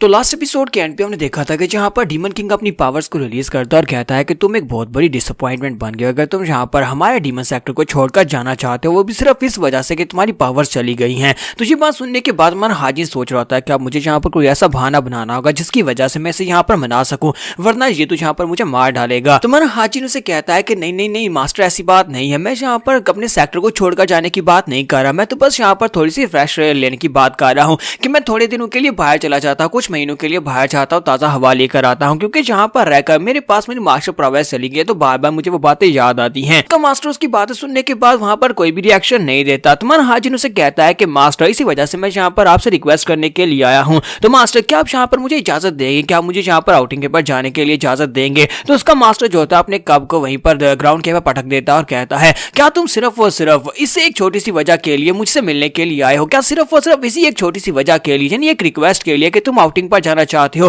तुमने यहाँ पर डीमन किंग को बुला लिया, डीमन किंग से रिक्वेस्ट की कि वो तुमसे मिले, उसके टाइम को वेस्ट किया? और ये बात सुनने के बाद हमारा हाजिन जो होता है वो भी काफी हैरान हो रहा था और कहता है कि इसने बिल्कुल ठीक कहा, मुझसे यहाँ पर एक बहुत बड़ी गलती होगी। एक डीमन किंग यानी कि जो कि यहाँ पर दुनिया में सबसे ज्यादा स्ट्रॉन्गेस्ट और सभी लोग उसे बहुत ज्यादा महान मानते हैं, मैंने सिर्फ उसको यहाँ पर सिर्फ और सिर्फ इसलिए बुला लिया बात करने के लिए कि मैं यहाँ पर से जाना चाहता हूँ। ये तक बहुत ही छोटी वजह है। और इसी के साथ ही वो सोच रहा था कि मुझे कुछ और सोचना पड़ेगा। तो डीमन किंग उसे कहता है कि जल्दी से बताओ क्या तुम्हारे पास कोई और वजह है? तो हमारा जो हाजिन होता है वहां पर थोड़ी देर सोचने के बाद कहता है क्यों ना यहाँ पर इमोशनल कार्ड खेला जाए। तो वो कहता है कि मास्टर 6 महीने हो गए मुझे बिस्तर के ऊपर पड़े हुए और इसी वजह से मैं यहाँ पर आपको देखना चाहता था, मैं आपको देखने के लिए यहाँ पर आया हूँ। ये बात सुनने के बाद उसका मास्टर थोड़ा सा रिएक्शन देता है। तो हाजिन इस बात से हैरान होता है और साथ ही सोच रहा होता है लगता है कि इमोशनल कार्ड काम कर रहा है, तो इसके ऊपर और ज्यादा इमोशनल अटैक करते हैं। तो हाजिन उसे कहता है कि मास्टर हालांकि मेरी बॉडी पिछले 6 महीने से यूजलेस थी, लेकिन एक डिसाइपल होने के नाते मेरी यहाँ पर काफी सारी ड्यूटीज बनती हैं, तो मुझे लगता है कि मुझे यहाँ पर अपनी अपनी ड्यूटीज को पूरा करना होगा।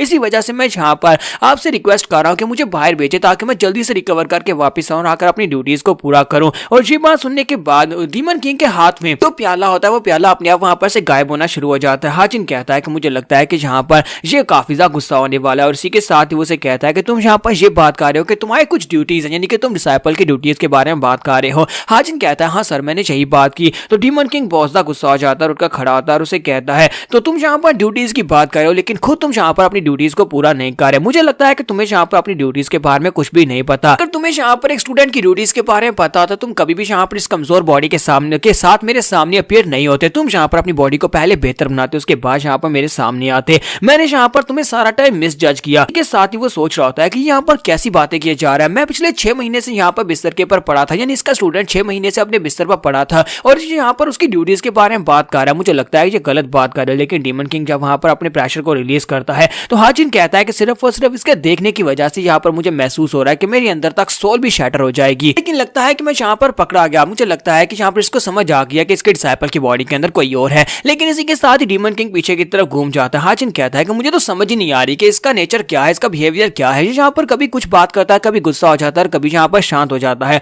तो डीमन किंग पीछे घूमने के बाद फिर साथ ही गुस्से के साथ उसे कहते हैं 3 दिन के बाद तुम्हें यहाँ पर पता चल जाएगा कि मैं तुम्हें कहाँ पर बेचने वाला हूँ। 3 दिन के बाद तुम्हें आउटिंग के लिए भेज दिया जाएगा, इसलिए जाओ जाकर इंतजार करो। तो हाजिन कहता है क्या बस इतना ही? लेकिन तुमने यहाँ पर मुझे ये तो नहीं बताया कि यहाँ पर मुझे इजाजत मिली है या नहीं, क्योंकि इसने कहा कि 3 दिन के बाद कोई आकर मुझसे मिलेगा और मुझे बताएगा कि मुझे कहाँ पर भेजना है, लेकिन ये तो नहीं बताया कि कहाँ पर भेजा जा रहा है। इसी के साथ ही हमारा हाजिन जो होता है वो उसके साथ ज्यादा बहस नहीं करता, वहां पर से बाहर आ जाता है। जबकि यहीं पर नेक्स्ट सीन जो होता है वो डीमन एम्परर का ही दिखाया जाता है कि डीमन एम्परर जो होते हैं वो काफी ज्यादा हैरान परेशान होते हैं और कहते हैं जहां पर हमारी जजमेंट पवेलियन में पहले की तरह यहाँ पर इस तरह की ग्रीनरी मैंने कभी नहीं देखी, यानी काफी अरसा हो गया इस तरह की ग्रीनरी को यहाँ पर देखे हुए। फिर साथ ही नेक्स्ट सीन जो होता है वो पैलेस का दिखाया जाता है। रात के वक्त जब वो अपने पैलेस में वापस आता है तो मास्टर मूडैम उसके पास होते हैं। वो मूडैम के लिए वहां पर प्याले में वाइन डालता है और उसे कहता है कि इसे पियो, और साथ ही वो उसे पी रहा होता है। और इसी के साथ ही उसे कहता है कि तुमने बहुत ज्यादा हार्ड वर्क किया उस लड़के को वहां पर सही टाइम पर लेकर आए। तो मास्टर मूडैम उसे कहता है तो सर यहाँ पर क्या फैसला हुआ, उसकी जजमेंट क्या हुई, क्या मैं यहाँ पर जान सकता हूँ?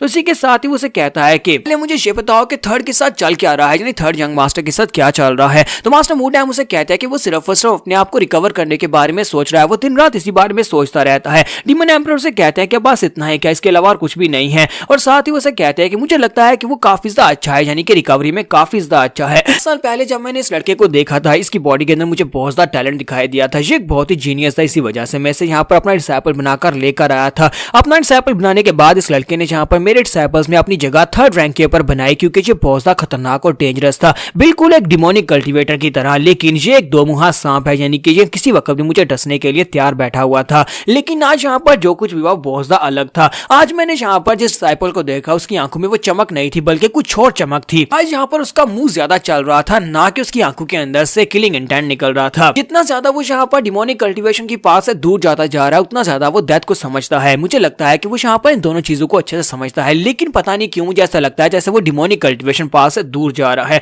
मास्टर मोटाम कहते हैं कि सर मुझे यहाँ पर समझ नहीं आ रही कि यहाँ पर उसकी जजमेंट थी क्या। और इसी के साथ ही हमें यहाँ पर डिमोनिक जजमेंट पवेलियन के बारे में बताया जाता है कि डिमोनिक जजमेंट पवेलियन एक ऐसी जगह है जिसके अंदर एक बहुत ही पावरफुल फॉर्मेशन को बिछाया गया है, जो कि डीमन एम्परर ने खुद वहां पर बिछाई थी। एक ऐसी पावरफुल फॉर्मेशन जो वहां पर अंदर आने वाले के दिल और दिमाग दोनों को महसूस कर सकती है, उनके दिल और दिमाग के अंदर जानकर देख सकती है कि वो इस वक्त क्या सोच रहे हैं। अगर कोई वहां पर सादा सोच के साथ जाएगा तो वहां पर उसको सादा सीनरी दिखाई देगी, लेकिन अगर वहां पर कोई डीमन एम्परर को मारने की सोच रखता होगा, हालांकि वो थोड़ी सी सोच क्यों ना हो, उसके बाद वहां पर उसे बहुत सारे मॉन्स्टर्स दिखाई देंगे और वो इतने मॉन्स्टर्स जो होंगे वो उसके ऊपर अटैक करेंगे, जिसके बाद वो उसे नोच नोच कर मार डालेंगे। अगर 3rd यंग मास्टर वहां पर से जिंदा बाहर आया तो उसका मतलब यह है कि वो डीमन एम्परर को मारना नहीं चाहता था, उसके बारे में इस तरह की कोई भी सोच नहीं रखता, यानी डीमन एम्परर को मारने या फिर उसके थ्रोन के ऊपर बैठने, उसकी गद्दी के ऊपर कब्जा करने के बारे में कुछ भी नहीं सोचता। इसी के साथ ही डीमन एम्परर जो होते हैं मास्टर मोडैम से पूछते हैं मुझे ये बताओ क्या बैम्बू ग्रोव यानी कि एक बैम्बू का एक जंगल होता है, वो उसके बारे में पूछते हैं क्या वहां पर इस वक्त अच्छे से ध्यान रखा जा रहा है। तो वो कहते हैं हाँ सर वहां पर अच्छे से ध्यान रखा जा रहा है, कोर्ट ऑफ एल्डर्स के एल्डर्स वहां पर हैं और सब कुछ मैनेज कर रहे हैं। तब से एल्डर्स ने वहां का चार्ज संभाला है, तब से वहां पर कैजुअलिटीज यानी डेथ रेट बहुत ज्यादा कम हो गया है। अभी भी यहाँ पर कम से कम साल में 5 कैजुअलिटीज हो रही हैं, लेकिन फिर भी ये बहुत ज्यादा कम है। तो डीमन एम्परर से कहता है कि ये बहुत ही अच्छी बात है। फिर साथ ही उसे कहता है कि मैं चाहता हूँ कि जाकर एल्डर्स को एक मेरा मैसेज दो, सभी एल्डर्स को वहां पर से हटा दो, बैम्बू ट्री जंगल में से किसी को भी वहां पर नहीं होना चाहिए। मैं चाहता हूँ कि 3rd यंग मास्टर को वहां पर भेज दो, उसे अकेले वहां पर जाने दो, उसे अकेले वहां पर जाकर एंजॉय करने दो,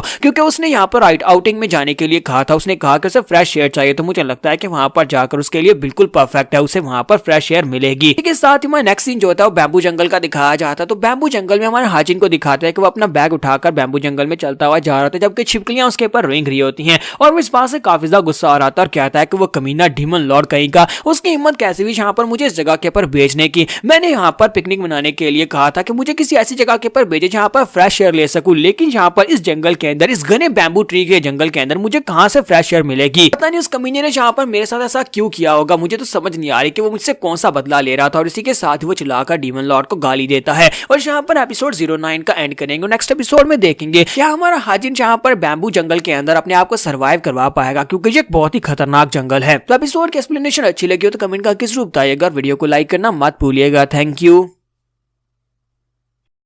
तो इस एपिसोड की शुरुआत में दिखाते हैं कि हमारा हाजिन जो होता है वो यहाँ पर काफी ज्यादा गुस्सा होता है और साथ ही वो रो भी रहा था और कहता है कि उस कमीने डेमन किंग ने मुझे यहाँ पर इस जगह के ऊपर भेज दिया। उसे लगता है कि मैं यहाँ पर फ्रेश एयर ले सकता हूँ, लेकिन यहाँ पर कौन सी फ्रेश एयर मैं ले सकता हूँ, वो बहुत ही कमीना है। और इसी के साथ उसके पीछे से आवाज आती है क्योंकि उसके साथ यहाँ पर एक एल्डर को भी भेजा गया होता है, उसका नाम डोंग बिल होता है। तो वो उसे कहता है कि सर, लेकिन आप जिस तरह से यहाँ पर डीमन किंग के बारे में रिमार्क्स दे रहे हैं, जिस तरह से उसे गाली दे रहे हैं, मुझे लगता है कि यहाँ पर आपको सजाए मौत दी जानी चाहिए, क्योंकि अगर किसी ने इस बारे में सुन लिया तो उसी वक्त आपका सर काट दिया जाएगा। तो इसी के साथ ही हमारा हाजिन जो होता है जल्दी से पीछे की तरफ घूमता और कहता है कि तुमने यहाँ पर क्या कहा, तुम यहाँ पर क्या बात कर रहे हो, तुम्हें क्या लगता है कि मैं यहाँ पर डीमन एम्परर के बारे में गलत बात कर रहा हूँ? मैं तो डीमन एम्परर को कुछ भी गलत नहीं कह रहा, तुमने गलत सुना है। तो डोंग बिल उसे कहता है कि हाँ, हो सकता है कि मुझे लगता है कि मैंने यहाँ पर गलत सुन लिया हो। यंग मास्टर, मुझे लगता है कि मैंने यहाँ पर गलती की है, तो प्लीज यंग मास्टर, प्लीज मुझे माफ कर दीजिएगा, मैं यहाँ पर आपसे माफी मांगता हूँ। साथ ही हमारा हाजिन वहां पर सोच रहा था, मुझे लगता है कि आज के बाद से मुझे डीमन एम्परर के बारे में संभल कर बात करनी होगी, क्योंकि यहाँ पर तो दीवारों के भी कान है। अगर किसी ने यहाँ पर डीमन एम्परर के बारे में मुझे गलत कहते हुए सुन लिया तो मुझे मार डालेंगे,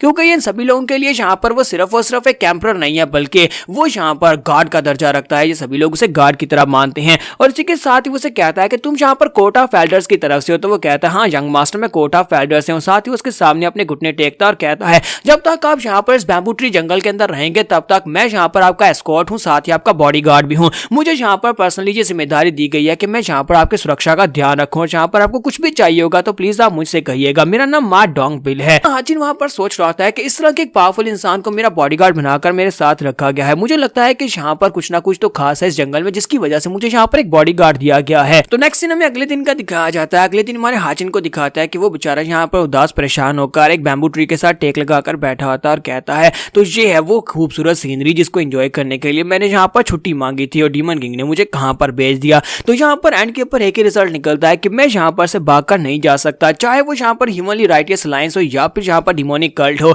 इनके हाथे से निकलकर जाना काफी ज्यादा मुश्किल। और साथ ही वो रोना शुरू कर देता है। फिर साथ ही बैम्बू ट्री के साथ अपना सर मारना शुरू करता है और कहता है यहाँ पर ये सभी डीमन कल्ट के कमीने यहाँ पर ऐसे क्यों हैं, यहाँ पर सभी मास्टर्स ऐसे क्यों हैं, वो हमें यहाँ पर से जाने क्यों नहीं देते। एक बार किसी कल्ट को ज्वाइन कर लो तो इसका मतलब ये तो नहीं है कि हम लोग निकल नहीं सकते। फिर साथ ही वो सोच रहा था मुझे पहले से ये पता था कि ये इतना ज्यादा आसान नहीं होने वाला। मेरी पिछली लाइफ में असैसिन किंग बनने के बावजूद मैं यहाँ पर ह्यूमनली राइटियस अलायंस को छोड़कर नहीं जा पाया, क्योंकि वहां पर उन लोगों का एक असूल था कि मरने के बाद ही आप यहाँ पर कल्ट को छोड़ सकते हैं, और यहाँ पर बिल्कुल वैसे ही होने वाला है। और अब तो यहाँ पर मैं सबसे ज्यादा पावरफुल कल्ट में जो डिमोनिक कल्ट है, तो वो सोच रहा था कि मुझे यहाँ पर से अगर निकलना है तो मुझे सिर्फ और सिर्फ एक ही सहारा है और वो है अपनी स्ट्रेंथ। अगर मैं अपनी स्ट्रेंथ को इस हद तक बढ़ा लेता हूँ कि मैं यहाँ पर डीमन एम्परर लेवल तक पहुंच जाता हूँ, तो उसी के बाद मैं यहाँ पर कल्ट को छोड़कर जा सकता हूँ। उसके लिए मुझे यहाँ पर अपनी बॉडी को ट्रेन करना होगा, अपनी कल्टीवेशन को कंटिन्यू करना होगा, की ब्लॉकेजेस को हटाना होगा, क्योंकि यहाँ पर सिर्फ और सिर्फ एक ही तरीका है अपने आप को स्ट्रॉन्ग बनवाने का और लोगों से अपनी बात को मनवाने का कि स्ट्रॉन्ग बनो, सभी को हरा दो, अपना रास्ता बनाओ और निकल जाओ। तो हाजिन कहता है कि मेरे पास मेरी पिछली लाइफ का सारा एक्सपीरियंस है, मेरे पास वो सारे के सारे स्किल्स है, मेरे पास 9 सेक्टर्स की महान टेक्निक्स है, उन सभी की मदद से मैं यहाँ पर दोबारा से पहले की तरह बहुत ज्यादा स्ट्रॉन्ग बन जाऊंगा और बहुत ही जल्दी।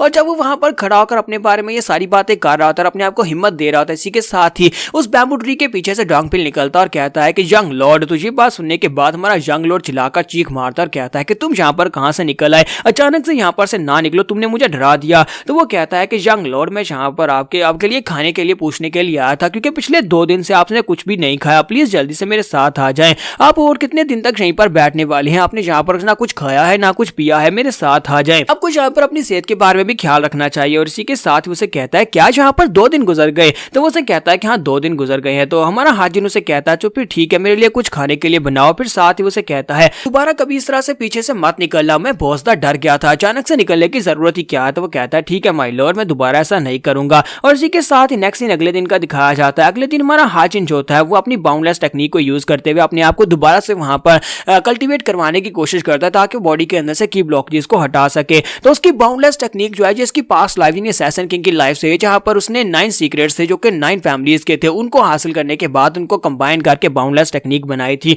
और उसकी मदद से वहां पर आसपास की पावर को महसूस कर पा रहा होता है, क्योंकि उसे महसूस हो रहा था कि यहाँ पर जो बैम्बू ट्रीज हैं वो काफी ज्यादा अलग हैं बाकी की सभी जगहों के मुकाबले में, क्योंकि यहाँ के बैम्बू ट्रीज का साइज भी काफी ज्यादा बड़ा है और वो बड़ी तेजी के साथ ग्रो कर पा रहे हैं। और यहीं पर वो कहता है कि मैं अपनी बाउंडलेस टेक्निक को यहाँ पर पहले देखता हूँ कि मैं कौन से स्टेज पर हूँ, क्योंकि लास्ट लाइफ में मुझे इसकी 5 स्टेजेस मिली थी और 5वें स्टेज में मैं लास्ट टाइम जब मरने के करीब था उस वक्त मैं 4th स्टेज के पीक पर पहुंचा हुआ था। और इसी के साथ ही वो इस बॉडी को चेक करता है, यानी सोरियोंग की बॉडी को चेक करता है। तो वो कहता है कि ये बड़ी हैरानी की बात है कि ये बाउंडलेस टेक्निक की 3rd स्टेज के वो भी पीक पर पहुंचा हुआ है। ऐसा लगता है जैसे ये सोरियोंग लड़का जिसकी बॉडी में इस वक्त मैं रीइंकार्नेट हुआ हूँ, ये एक बहुत ही टैलेंटेड जीनियस है। तो ये तो बड़ी कमाल की बात है। अगर मैं यहाँ पर एक और झटका इसे देता हूँ तो मैं यहाँ पर अपनी बाउंडलेस टेक्निक के 4th लेवल को ब्रेक थ्रू कर लूंगा और उसके बाद मेरे लिए कल्टीवेशन आसान हो जाएगी। और इसी के साथ ही वहां पर उसे सारे के सारे आसपास से की पावर महसूस होती है और वो सारी की पावर को अपनी बॉडी के अंदर एब्जॉर्ब करना स्टार्ट करता है। तो हमारा हाजिन जो होता है अब यहाँ पर बड़ी तेजी के साथ की पावर को एब्जॉर्ब कर रहा होता है और सोच रहा होता है कि मुझे यहाँ पर बड़ी जल्दी से इस सारी की पावर को अपनी बॉडी में एब्जॉर्ब करना होगा ताकि की ब्लॉक चीज को हटाया जा सके। उसकी बॉडी के अंदर काफी सारी की पावर एब्जॉर्ब हो जाती है। तो इसी के साथ ही वो अपनी 4th स्टेज को अनब्लॉक कर लेता है। जब उसकी 4th स्टेज अनब्लॉक होती है वहां पर एक जबरदस्त धमाका होता है, जबरदस्त की निकलती है। इसी के साथ ही 5 दिन गुजर चुके हैं। 5 दिन के बाद क्योंकि अपने यहाँ पर उसने बाउंडलेस टेक्निक के 5th लेवल को अनलॉक कर लिया था, तो अब यहाँ पर वो प्रैक्टिस कर सकता है। और वो यहाँ पर प्रैक्टिस कर रहा था और उसकी बॉडी पहले से काफी ज्यादा बेहतर हो चुकी होती है। उसकी बॉडी के ऊपर काफी सारे मसल्स भी आ चुके होते हैं और साथ उसके बाल भी, उनका कलर भी काला हो चुका होता है। तो वो कहता है कि यहाँ पर काफी कुछ बदल गया है, क्योंकि मैं यहाँ पर काफी ज्यादा हेल्दी खाना खा रहा हूँ, काफी ज्यादा हेल्दी नींद ले रहा हूँ, साथ ही यहाँ पर डेली रूटीन की प्रैक्टिस भी कर रहा हूँ। हाजिन कहता है कि अब जबकि मैंने यहाँ पर अपने 4th स्टेज को अनलॉक कर लिया और साथ ही थोड़ी बहुत कल्टीवेशन भी हासिल कर लिया, तो अब यहाँ पर एक और टेक्निक जो असैसिन किंग बनने के लिए बहुत ज्यादा जरूरी थी, अपनी पिछली लाइफ में उस टेक्निक को यूज किया करता था, वो टेक्निक थी हाइपर सेंसेशन। एक ऐसी टेक्निक जो कि एक असैसिन को ट्रूली असैसिन बनाती है, यानी कि मैं यहाँ पर किसी भी छोटी से छोटी आवाज को महसूस कर सकता हूँ। एक मक्खी के भिनभिनाने से एक मच्छर के भिनभिनाने तक मैं हर एक चीज को महसूस कर सकता हूँ, अपने आसपास में चीजों को महसूस कर सकता हूँ। और एक असैसिन बनने के लिए बहुत ज्यादा जरूरी था कि मुझे यहाँ पर अपनी 5 सेंसेस को एक साथ यहाँ पर अनलॉक करना था और यहाँ पर मैं बिल्कुल वैसे ही करने वाला हूँ। यहाँ पर वो इस टेक्निक को भी अनलीश करता है और इसी के साथ ही वो जंगल के सेंटर में खड़ा होकर वहां पर अपनी इस टेक्निक यानी हाइपर सेंसेशन को यूज करता है। तो उसके आसपास से हर एक चीज महसूस हो रही होती है, हालांकि वो सामने देख रहा होता है लेकिन उसके आगे पीछे चारों तरफ